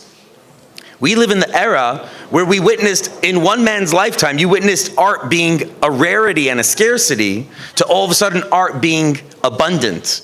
That is the age of Mashiach. That is the age of self-actualization. That is the time where we're done with the menial, step-by-step version of bringing society to a certain point. Now we get to do the higher callings. We get to do what excites us, what brings us to life.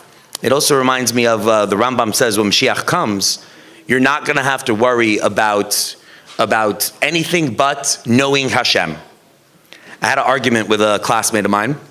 He says that means when Mashiach comes, we're all going to go back to Zal. Everybody's going to sit and study all day. And I was like, ooh, I really hope that's not what Mashiach is. I love to study. I love to. And if that's what you're into, go do it. But if you are somebody who wants to know God in the mountains and see God in the wind and the clouds, that's knowing God. If you want to see and know God in baking and how you could get this exact sourdough with the perfect amount of crumb. I think that's one of the words. But you could find God because God is everywhere. God is everything. Knowing God is not a pursuit of the books. Reb Levi Yitzchak of Berditchev has a story where he says, "Bedafke fakert." He was saying, somebody was complaining, Reb Levi Yitzchak, how come everybody's doing Averes and they're not studying about God? And he says, God's in the books and the world's in the world. I see the world. I know the world. You want me to know God in these complex pages and undecipherable language? This isn't... We're coming to the era where Reb Levi Yitzchak or Berditchev could point and say, you see God, this is the world, this is God. And that's what it means, that we're going to come to an era where we know God in the form of our artists, in the form of our bakers and culinary, in the form of our scholars. Those who want to sit and study all day, kol hakavod, please do. So we're ending up, we see in our lifetime, we see more art being prevalent. We see the era of Mashiach becoming more and more a reality. As the Rebbe says, it is already here when everybody has their own Mashiach pratis, when you are fully aligned, when you could find your true calling and mission in this world, you enable the next one and the next one. And then when we all, Emir Tashem, Mashiach Klali. Our next speaker is a genius within Chassidus, has ran an organization to make Chassidus more practical. Because if you read Chassidus for the first time, I remember when we were in yeshiva, what's Keser? Keser's a level. And what's Atzilus? It's like a world. What's the difference of a level and a world? It's like a higher leveled world. And you're just using words and you're trying to like piece it together. Like, so what's Chesed? That's like a lower level. But it's a higher world. And then as you learn it, maybe, now you have a whole picture. You could paint Chesed, Gvura, Tiferes, Atzilus, Bria, Tzia. You know all the words. You can paint the map. But do you know what it's actually saying? Do you know how to go through your day and live with this? And it's very interesting because we're living, right now is the era, we're in Sfira. The whole point of Sfira is that we were given a massive revelation in Egypt. Hashem comes, big revelation, there's Makkais, there's a splitting sea, all this massive, powerful energy. And in order to see that you are not just riding somebody else's energetic wave, but you are actually Zaycha and you are Ra'i to receive the Torah, you need to take that inspiration and bring it into yourself. So we count every day, Sfira, Sfira, Sfira, Sfira. But do we know what it means? And we are so grateful that we have legends who have deciphered its meaning and written it down so that we are able to live our life practically with the things we learn. And we are very grateful that there are the giants, the Rebbes, who bring it from nowhere to somewhere. The Rebbe would take it from Hashem's Etzem and put it in Atzilus. Then you have the Chayzers who take it from Atzilus and bring it a little closer to Bria, and then to the current day leaders who could translate and make it practical into our world. And with that, I'd like to welcome our next speaker, Rabbi Simon Jacobson.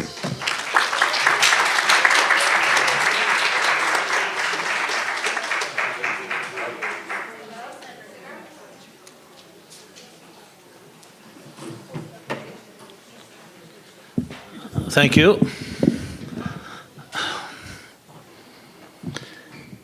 And I want to commend Menachem and all those that made this possible.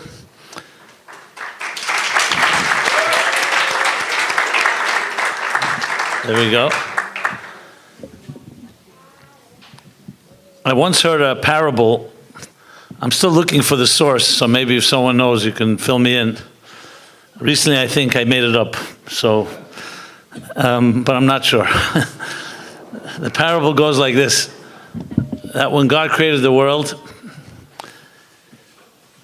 he consulted the angels, which he always did, and like true consultants, you listen to the consultant, but then you don't follow what they suggest.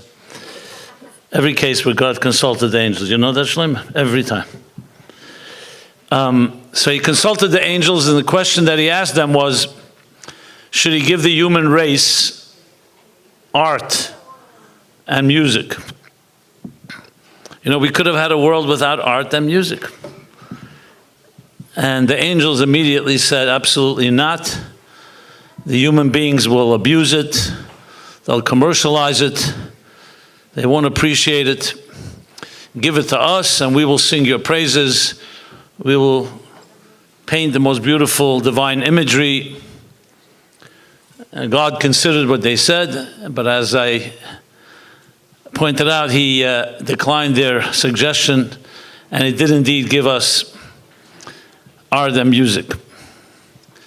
Sometimes to appreciate something, you need to know what it would be like without it. So imagine a world without music and without art. And I mean all forms of music and art, all the arts. What would life be like?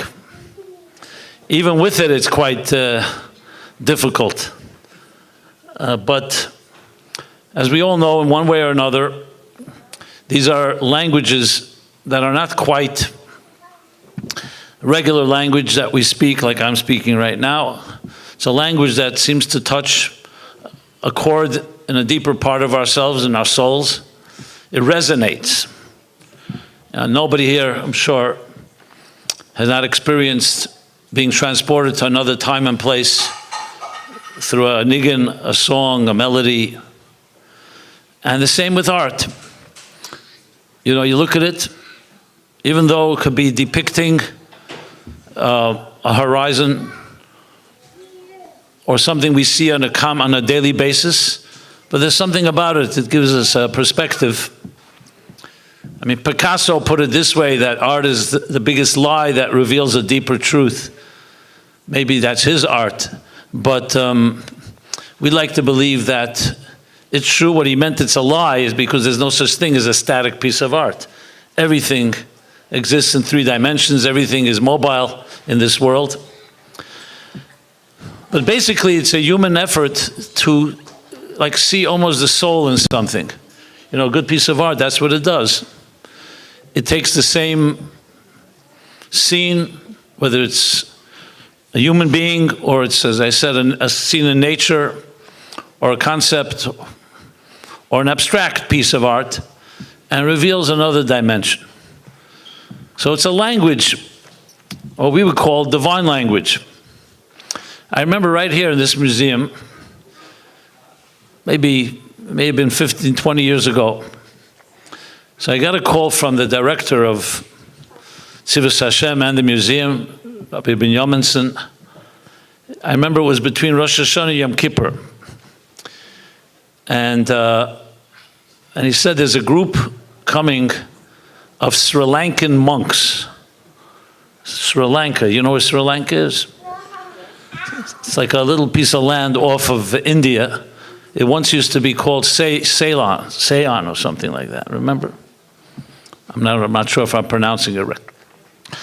And what are they doing here? Because the museum has obligations, because it gets governmental funding.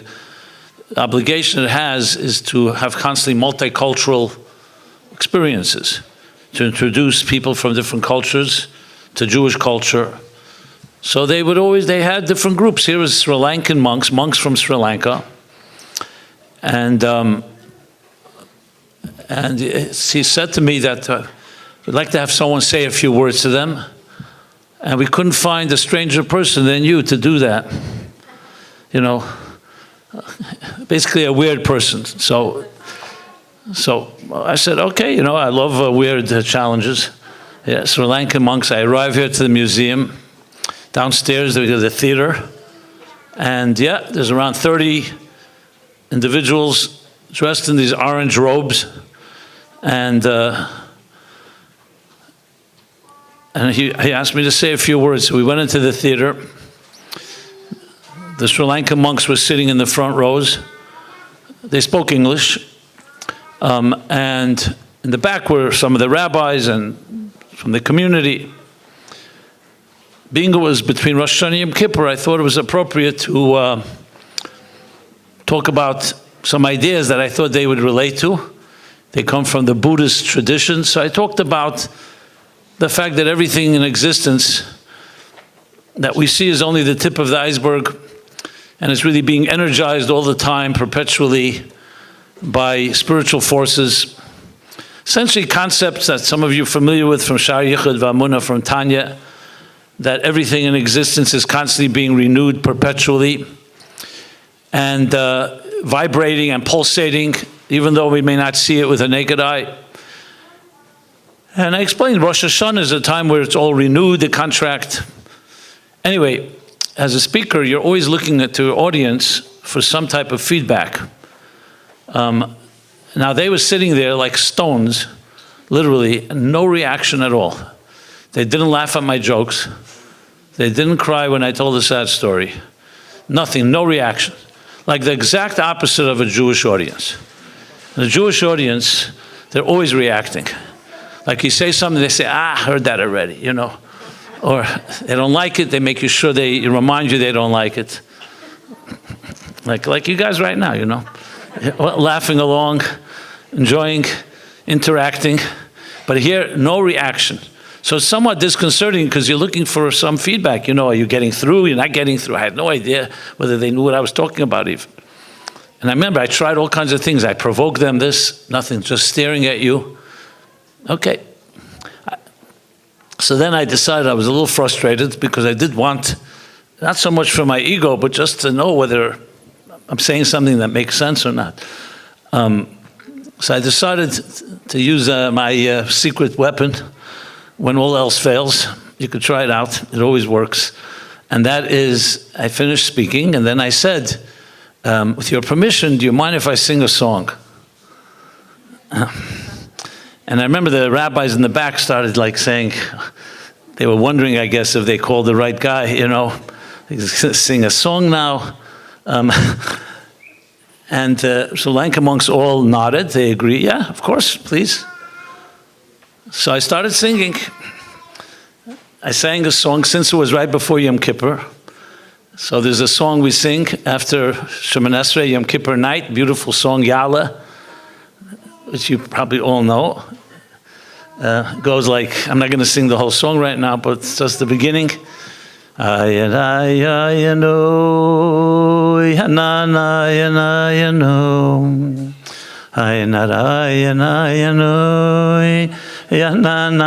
they want to sing? Okay.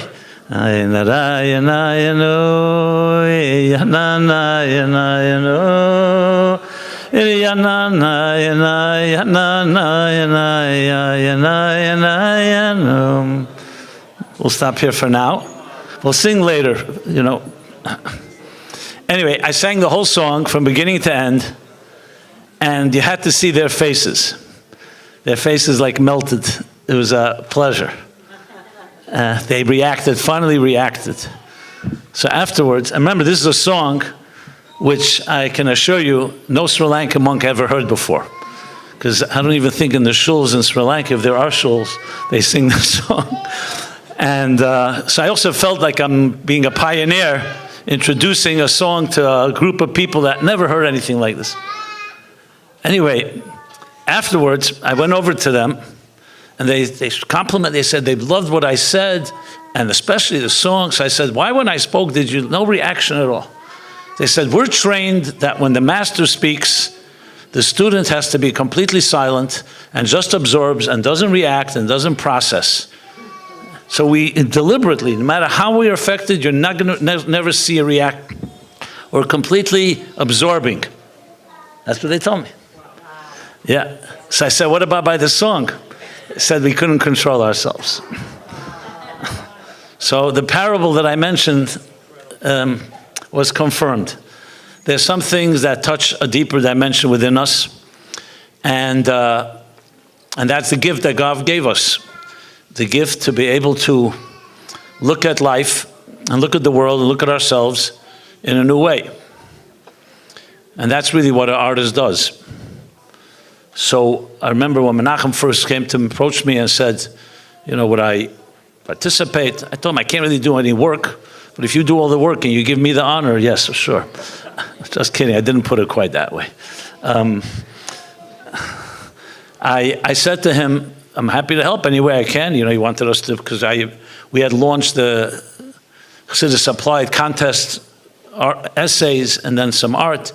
So I thought it was a great idea. And he's taken it to a completely different level. And trust me, don't take any credit. But I appreciate the value of it because it wasn't just artists, but it was also actually depicting a deeper reality, which we all yearn and long for. And themes like Geula, this year's theme. What was last year's theme? I forgot. Mitzrayim? Oh, from Mitzrayim to Geula, there it is. That's good. Okay, we're moving up. What's next? Okay. So to be able to see people applying their skills and talent to tell us a story in a different language, which always, in a way, opens us up to new realities. I mean, that is like, to me, one of the most powerful and creative ways to fulfill our mission of discovering the inner forces that are at work. Because the fact is, as you just mentioned before, the fact is the reality we see, that we experience with our five senses, sight, sound, taste, touch, and smell, is not even the tip of the iceberg, not even. But at the same time, that's all we know initially. You know, that's what we know. And not only that, we're inundated by it. We can't even imagine how much stimulation, overstimulation, hyperstimulation, especially today with technology, is stimulating our senses even as we speak. The things we see, the things we hear, taste, touch, and smell. Maybe that's why we cover our eyes when we say Shema, because we're trying to connect to Hashem Echad, and Shema Yisrael, Hashem Elokeinu, Hashem Echad. But Hashem Echad is not so visible when you look at the external world.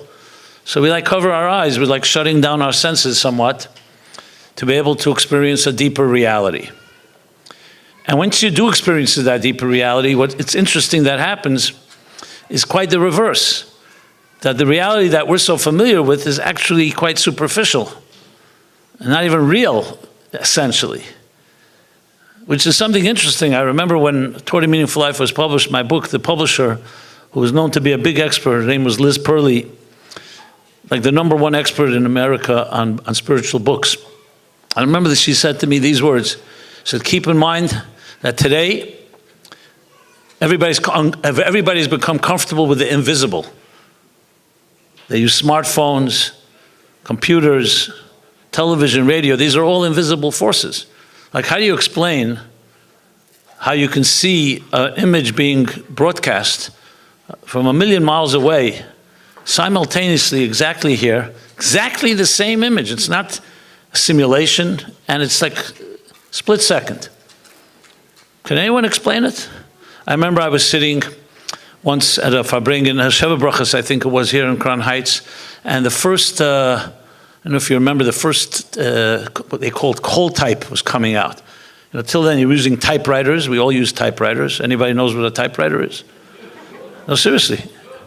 It'll right away tell us what age you are, because anyone born, I guess, you know what a typewriter is? But you look like 30 years old. How do you know? Okay. Typewriters, and everything was done. There was once a thing called, you know why it was called typesetting? Because they actually set type in lead. I don't know if you ever saw linotype. These big linotypes, and they would sit and type, and would etch and engrave letters in lead. I remember my father with the newspaper, a linotype.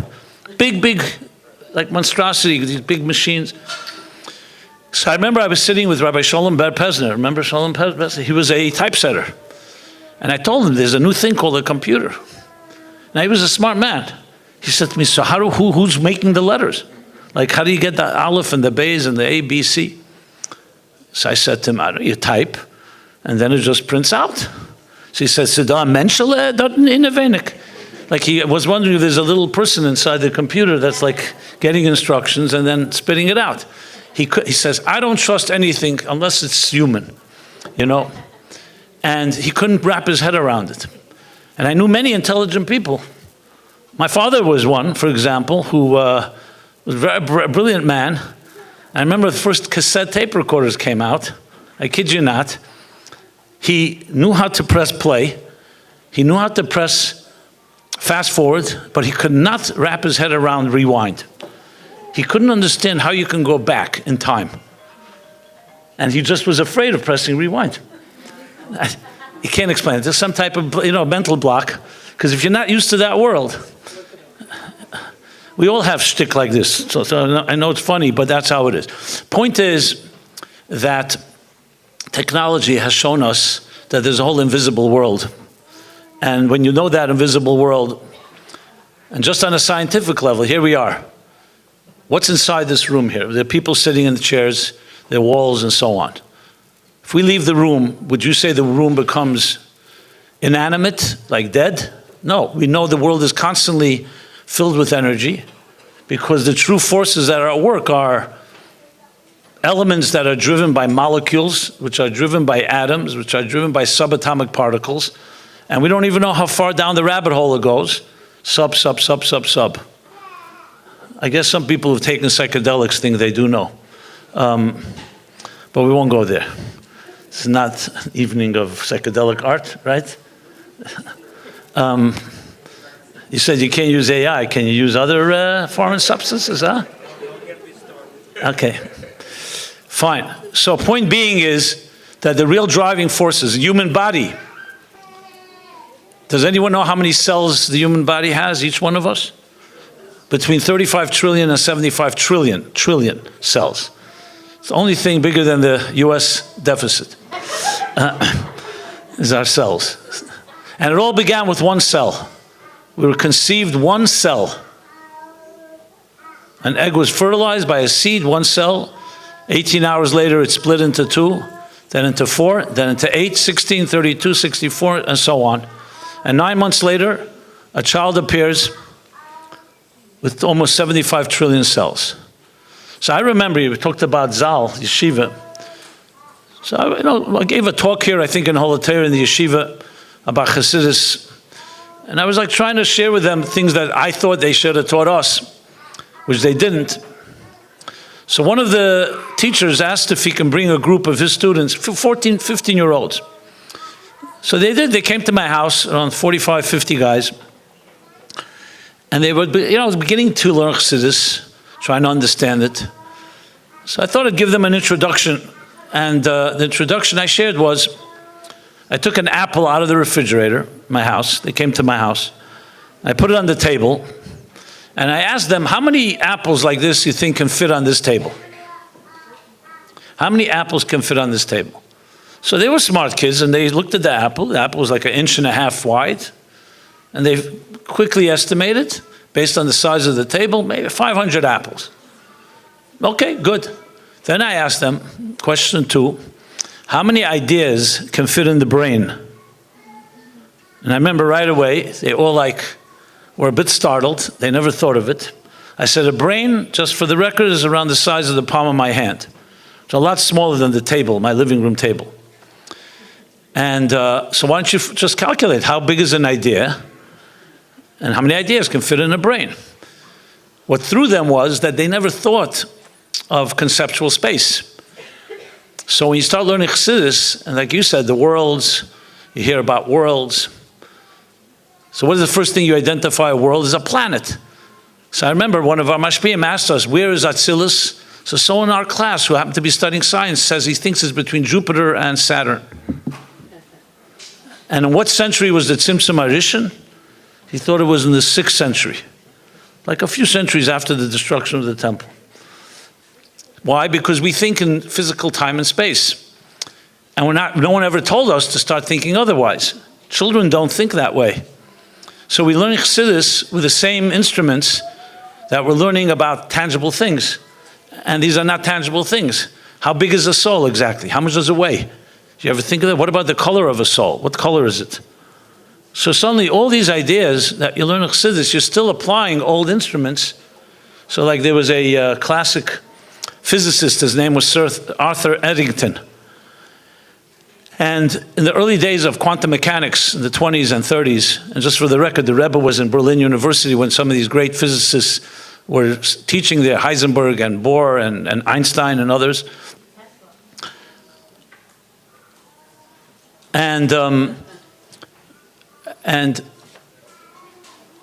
Arthur Eddington was asked by some people, how do you come up with all these bizarre conclusions? Quantum mechanics has very counterintuitive, seemingly illogical conclusions.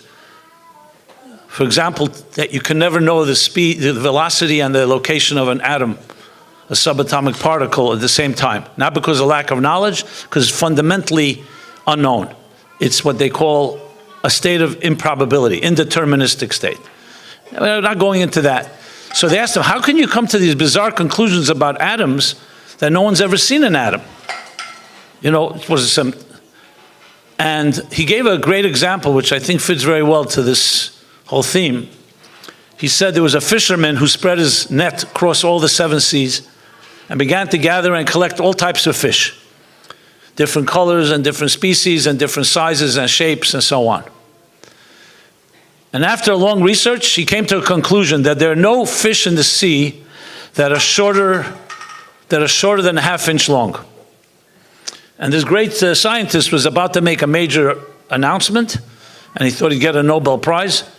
There are no fish in the sea that are shorter than a half-inch long. His little daughter walks in, and she says, Daddy, we have a fish tank right here, and there's some goldfish that are shorter than a half-inch long.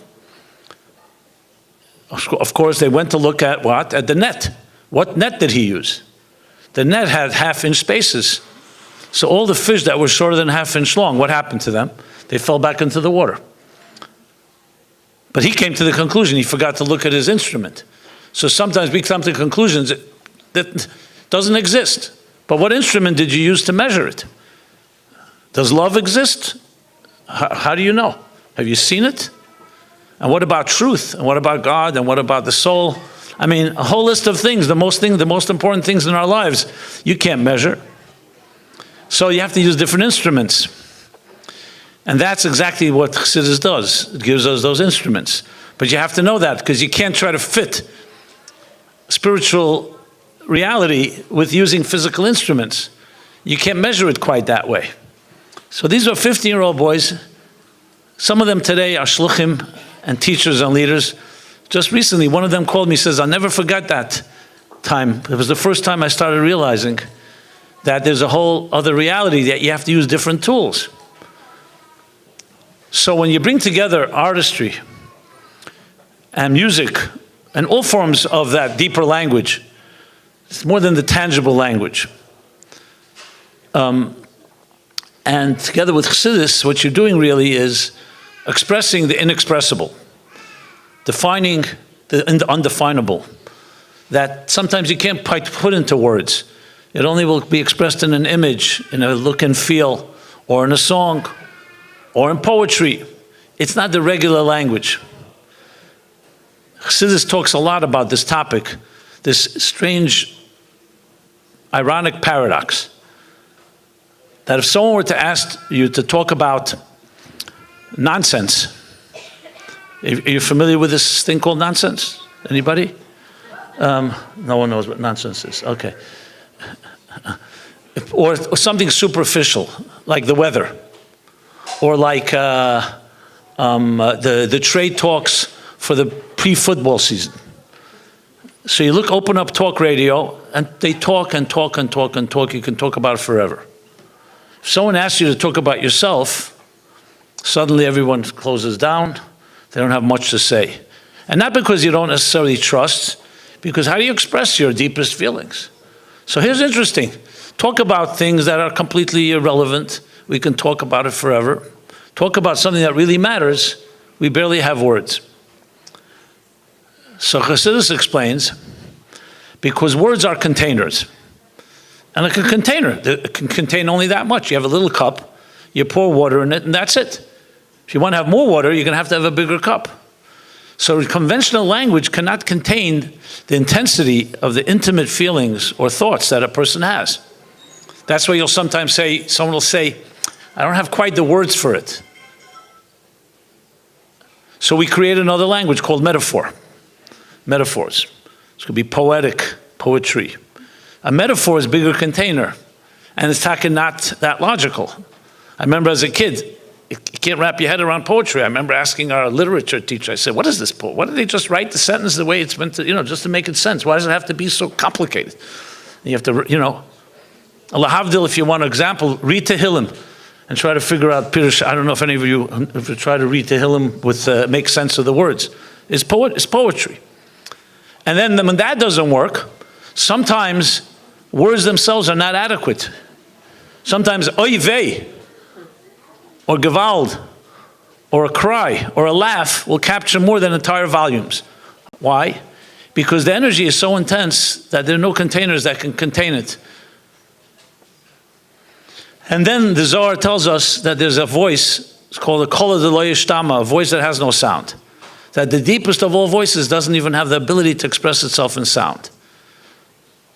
Because it's so powerful that even a cry, even a sigh, is already too much. And that's the world of reality. That's where we really exist. But we want to bridge the two worlds because we want to be able to express the inexpressible. So here we have the gifts that God gave us. These are all divine gifts. Unfortunately, people can use them free will any way they like and sometimes are misused and abused. But Hashem didn't listen to the angels. And he said, I will give it to the human being because I want them to remember me. I want them to have a language to know how to access me beyond conventional language. So in truth, as a speaker, I could tell you, the goal always is to be able to speak like you're singing a song. Imagine you sing a song, a beautiful song. You'll always have the attention of your audience. I mean, you speak not necessarily, but can we speak in a way that will sound like a song? And the Ragat Shavargan, one of the great geniuses of our last generation, says that had the Jewish people not built the golden calf, they would all have been Mesherim. They would all have been singers. But now, because they did, they lost the secret of the song, the Taimei Torah, the song. And it's only the Levim that were the composers. And the same thing is with art. And hence here we are, celebrating and honoring individuals who have used their, we'll call it the divine language, to try to express divine ideas. And what greater idea, the idea of Geula. As you was eloquently stated earlier, as Chassidus puts it, that one day, very soon, we'll be able to talk about the invisible as it's visible, and the visible that we see we'll understand as being just the outer layer. Right now we see the glove, and the hand is invisible. But imagine being able to see the hand inside the glove, the invisible hand of God within everything that exists. That is the essence of Mashiach and Geula. And it's not such a dream. As I said, technology has given us a taste of it. It's about us expanding our horizons and broadening our containers to realize that our instruments are like our little nets, a net that has 5-inch spaces, or half-inch spaces rather. And just knowing that our limited tools are only going to see that much. And if you want to experience something greater, you have to broaden your containers. And that's what artists help us do. They take something we may see every day, and they'll give us a perspective on it that a regular person may not see initially. Same thing with the song. Take something, a sentiment, a feeling, and express it in a new way. To me, that's an unbelievable effort. The Rebbe said we should do everything we can. I mean, what is closer to bringing the Geula than making it our consciousness? That we should be able to experience it. And yes, indeed, to express the inexpressible. And the way that we all understand it because it resonates with us. So I want to commend all those that participated. Yes.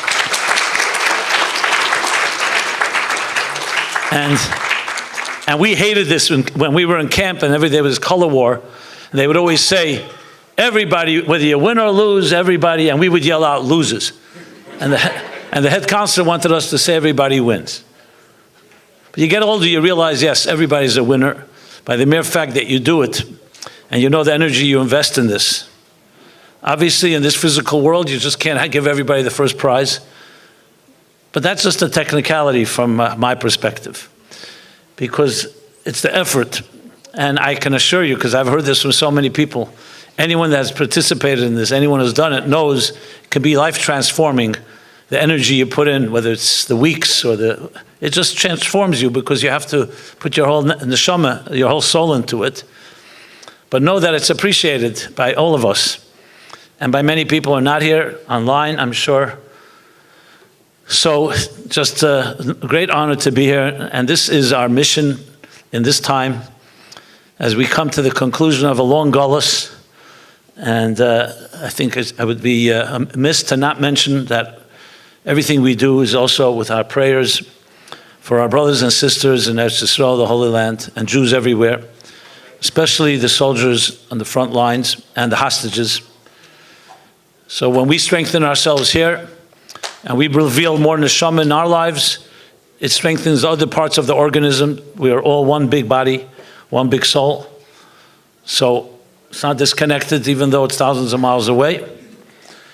And the more we can reveal that neshama in each of us, and even those of us that are not actual artists in this physical sense of the word, but we all are artists in a certain way, because God has given each of us and allocated to each of us a little corner of this world to take the chaos and the fragmentation and turn it into art. And art has many forms and shapes. If you bring harmony into your life, into your home, to your family, to your community, that's art. So God, as the Kabbalists like to put it, Shviras HaKelim, the containers shattered, fragmented, scattered all over the world. Think of a book, a beautiful, beautiful book that someone tore its pages and letters are all over the place.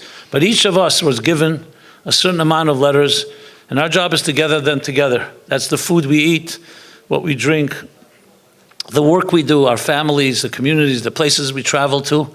That's the hashgacha pratis of our lives. Wherever we go, God leads our footsteps, and our job is to collect all these scattered pieces and turn them back into a divine narrative. If that's not art, what is art? That's art. And God himself is the ultimate cosmic artist. Each of us are his ambassadors and shluchim to do so. So some do it actually through art in the literal sense, and some do it in our own ways. But we all have a responsibility, not just to be bystanders, but to change things. Today's my father's 20th yahrzeit, so I'll quote him. We'll conclude with a quote. Yeah, he was an artist as well, through words. He was a journalist, a wordsmith, and he would always tell me that there are three types of people: people who make things happen, people who watch things happen, and people who ask what happened. So artists make things happen. You don't wait. You initiate. We do a perfect job? Not necessarily, but you're in the game. So may God bless each of us to really make things happen, not to be observant Jews observing others, but to be proactive Jews, proactive souls that are taking our little corner of the world and turning it into beautiful art. And there's no question that when it accumulates, and our ancestors have been doing this for thousands of years, so it's accumulated. You can imagine the millions, the billions, maybe trillions of mitzvahs and good deeds and sacrifices. So when it all accumulates, it erupts into a beautiful cosmic art, the way it was always meant to be, and even more beautiful than it was in the beginning of creation. With the Geula HaMitiz V'Hashlema. Thank you so much. And again, thank you for making this happen. Thank you.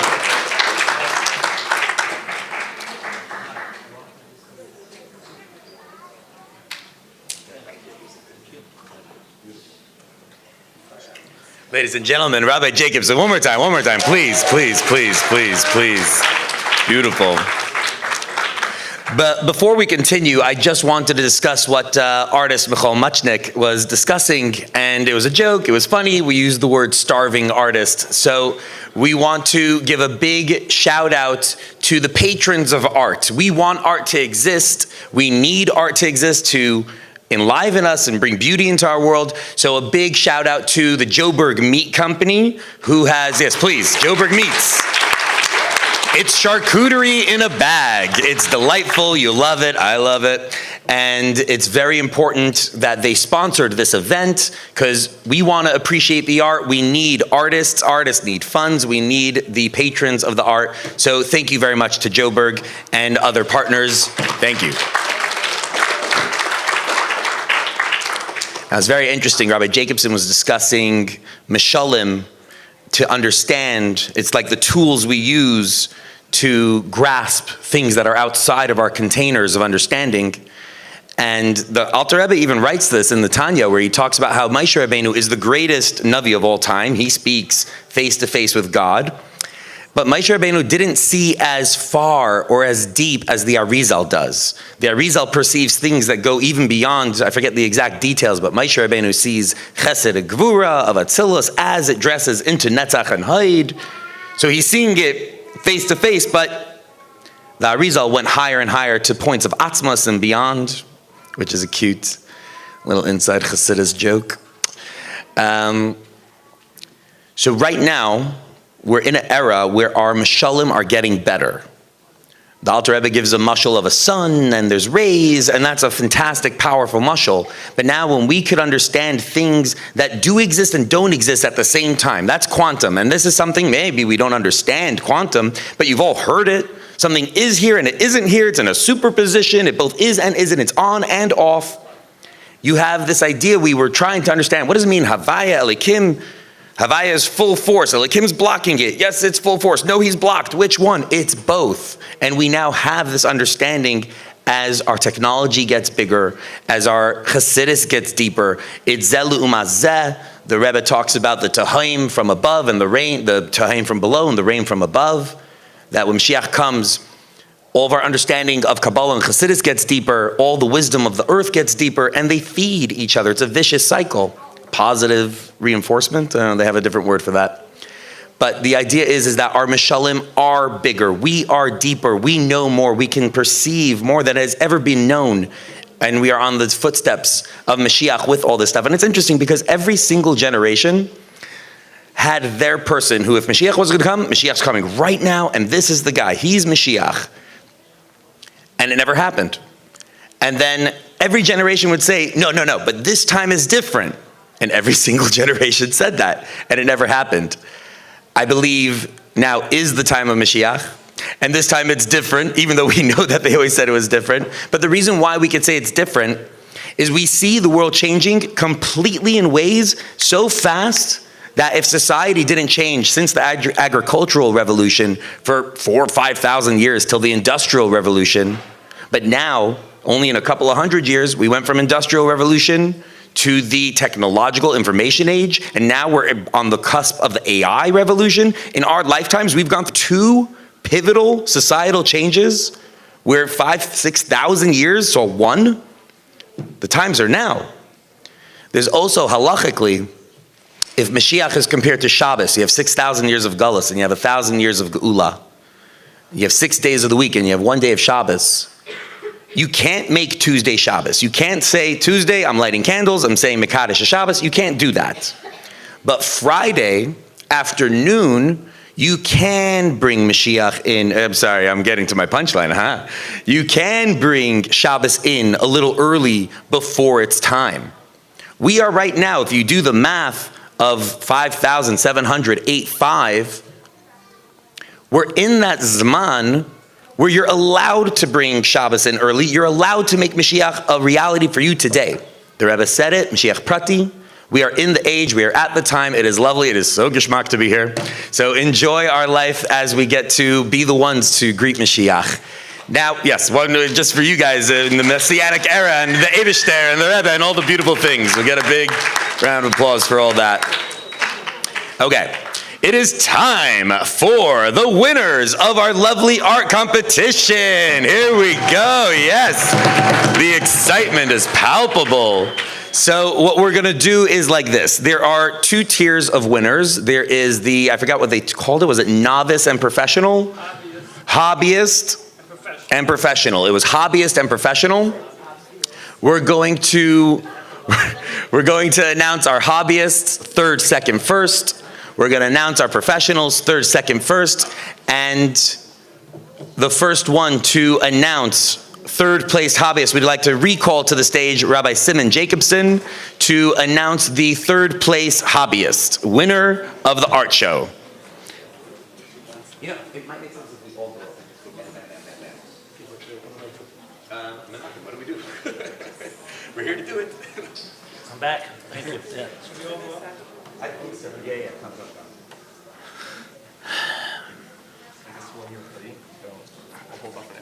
Okay. Closest thing I'll ever get to an Academy Award.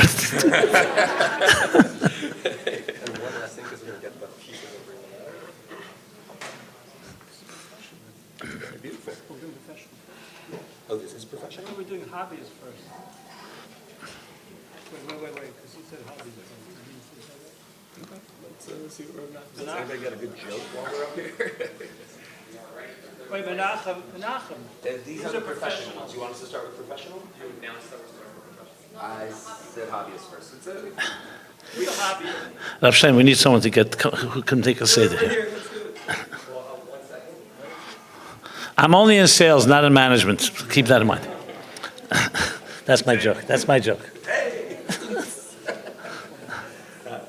I'm number 2. So what am I supposed to do?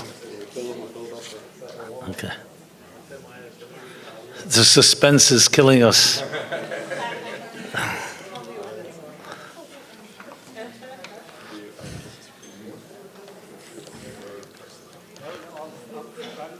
So what's that? How many tiers are there? 3?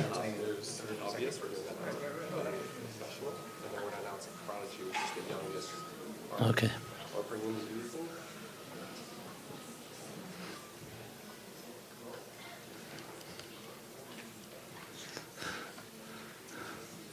Your heart is beating? Your heart is beating?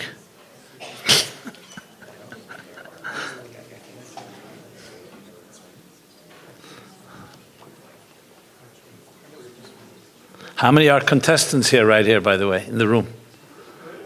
Oh. All right, Shkaya.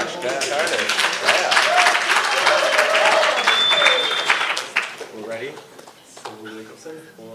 So what am I just have to read the name? Yeah. Oh, okay. Okay.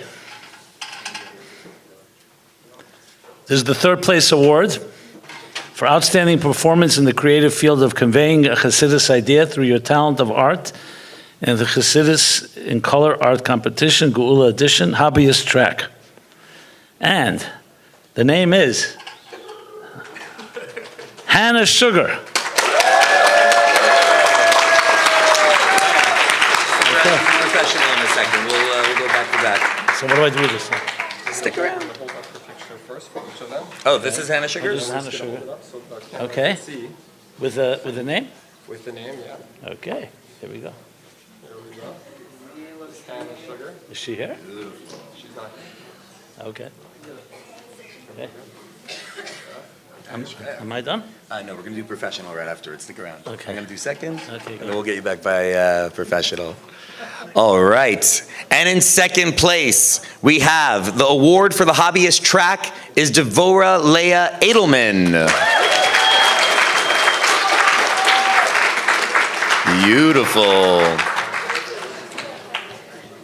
All right. Her name? All the way in California right now. Oopa, in California, making beautiful art of Hashem's lovely world, the greatest artist of all. All right. Thank you very much, Nick. Okay, first place award. Again, for hobbyist track. This is awarded to Sarah Friedman.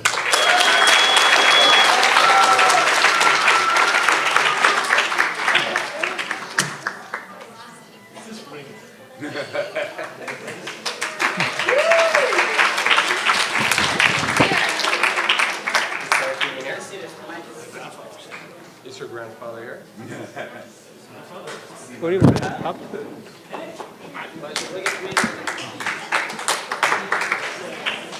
The proud Zadie over here. Proud Zadie.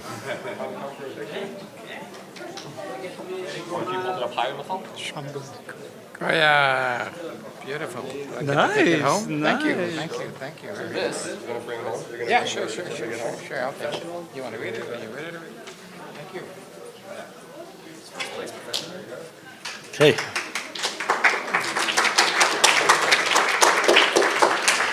Okay, so now we are the professional track. Third place award is awarded to Esther Pollack.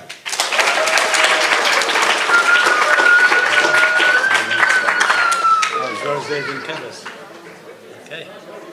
Oh, there we go. Picture time. From Chile, Santiago. What?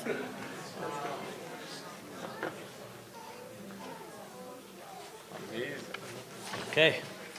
All right. And in second place for the professional competition, we have Chaya Hindi Newgarten. Is she here? Oh, you were asking for the art. Got it.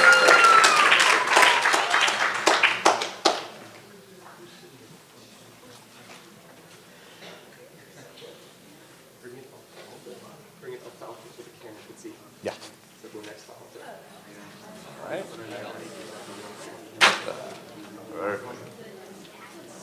Ooh, beautiful.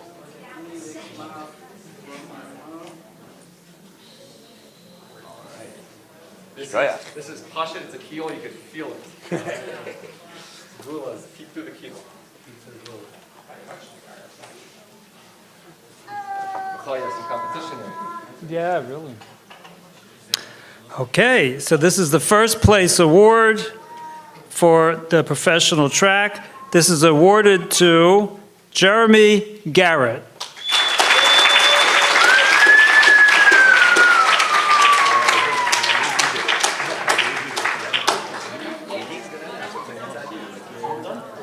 Jeremy.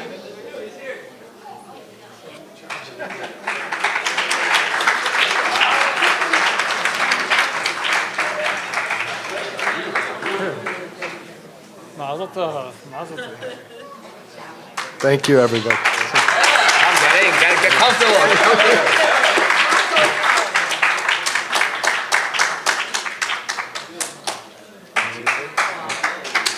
There's one more award. 1 minute.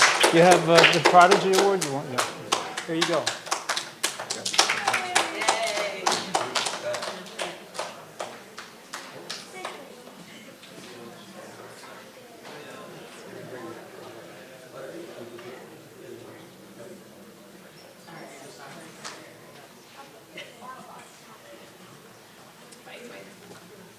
And for the youth, for the special track last year, I remember getting a call right after the contest. It's not fair. It's always not going to be fair. But I thought, although it's true, it's not fair. There's younger, there's older, there's different ages. Let's make and let's celebrate someone who's between the age of 15 to 18, really, and just leaving 8th grade, 9th grade, 10th grade, 11th grade. Let's get a special track just for them. And here we have, all the way from Florida, Akiva Forer with the Prodigy Award. I'm gonna bring this up. Akiva Forer, I know you're watching, your father's watching. He's trying to get you out of yeshiva to see this. There we go. Calling you out of class. Enjoy Akiva, and we'll be in touch. Alter. What's that? You want to announce the next year's theme?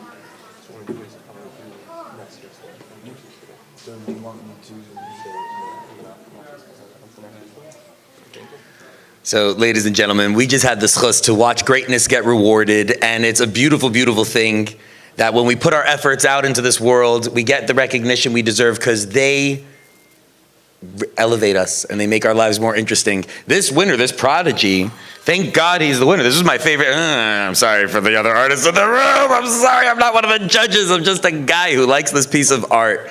So this was my favorite. And I could tell that it's the prodigy, that he's young, because it has all like the social media influences. It has a Chayenu in there. It's got the Yossi Farrow taking tefillin selfies and putting it on Instagram. It's so beautiful. So I'm so excited that our youth are involved and so talented and bringing their gifts that we may all enjoy. Now, before we end, we want to finish with a new beginning. We're going to call up Rabbi Menachem Meltzer to describe next year's theme. So all you artists, get ready. Here comes the theme for next year, Menachem Meltzer. So, since I have one last thing on everybody, I want to squeeze in the thank yous right now. A big thank you to Yoda Holtzberg and his partner Fitz Baumgarten for giving us this beautiful hall tonight. Thank you. And for many other things.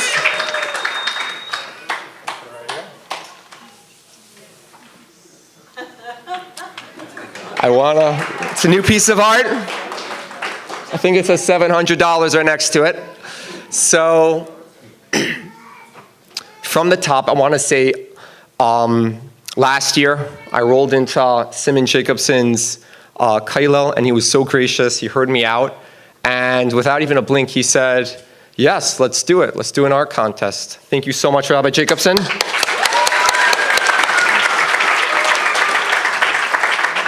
Mika Sofer, really from beginning to end, really doing things that other people would have to pay a lot of money for. She said, I love this idea, this art contest, Chassidus through art. Let's make it a partnership. So thank you, Mika Sofer from COL Live. The Board of Judges, thank you for spending, I know how long it is. It's all fun and games to be a judge until you actually have to judge and tick through everyone and then get the complaints afterwards. So thank you, Rabbi Yossi Paltiel. Thank you, Rabbi Mendel Wolf from Beis Rivka. Thank you, Michal Machnik. This is not his art, but it's outside when you walk right out here. Thank you so much for Mush Kanner from Art Director of JLI.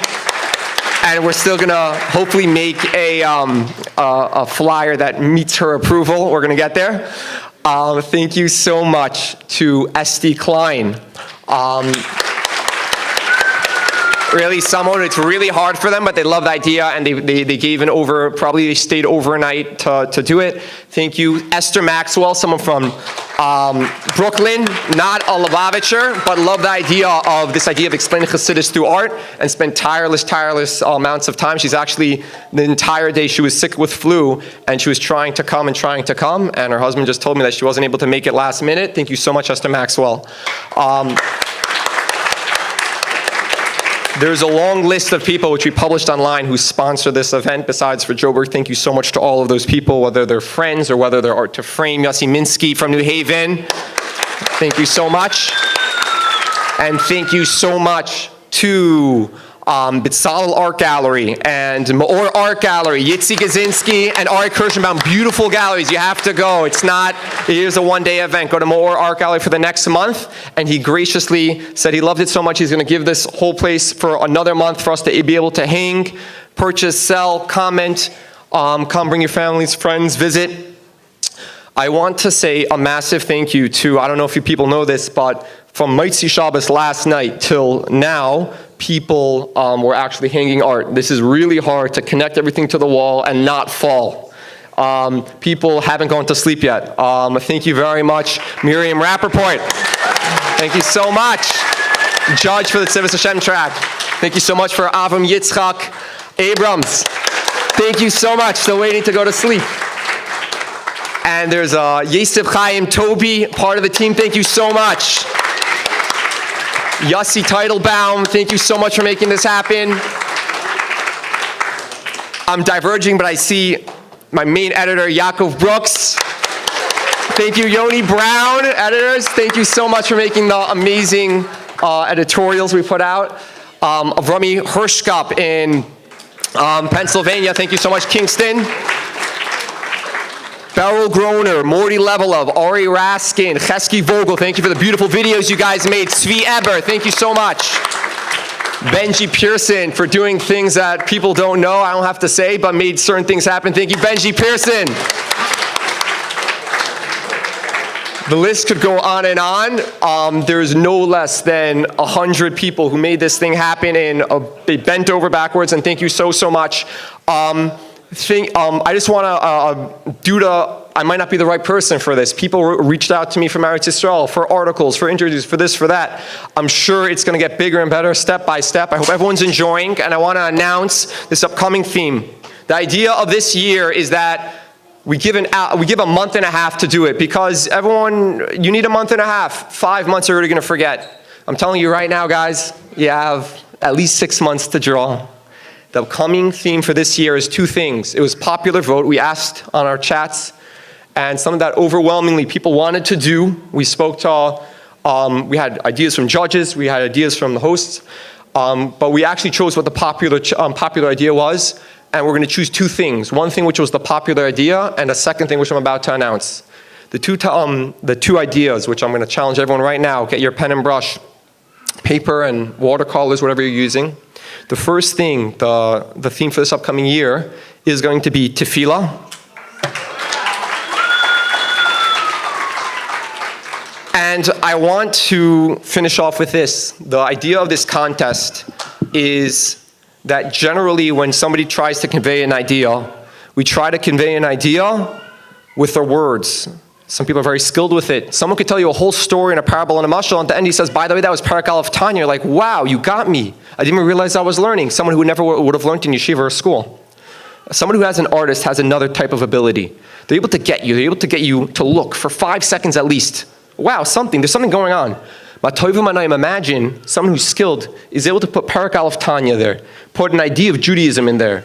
So someone who walks by and is influenced from you either way, imagine you could influence them and utilize your talents to serve Hashem, connect to Hashem. So I want to challenge everyone in the most clearest way. The first idea is tefillah, to choose an idea from tefillah, and to think, because the second idea on the second topic this upcoming year is Tanya and tefillah. So get thinking. I can't wait to see what people come up with. We have at least 6 months plus. And I want to wish everyone success. Thank you everyone for number 1, showing up. Number 2, thank you everyone for the hours on end for learning, for getting involved, whether you're the artist or the friend or just somebody who's interested in seeing what's going on. I can't wait to see everyone next year, and success in all areas. One last thing. I was just learning with my students in Hebrew school. I had a Hebrew school event, so things ran a little bit late because I had a graduation, and I wasn't able to miss it. So I apologize about that. But the last thing I learned with my Hebrew school is Kibbut of Aim. So I want to say a big yesher koach to my father and mother for everything they always do to me. My father's birthday. Thank you, Ta. And everybody, I can't wait to see you next year.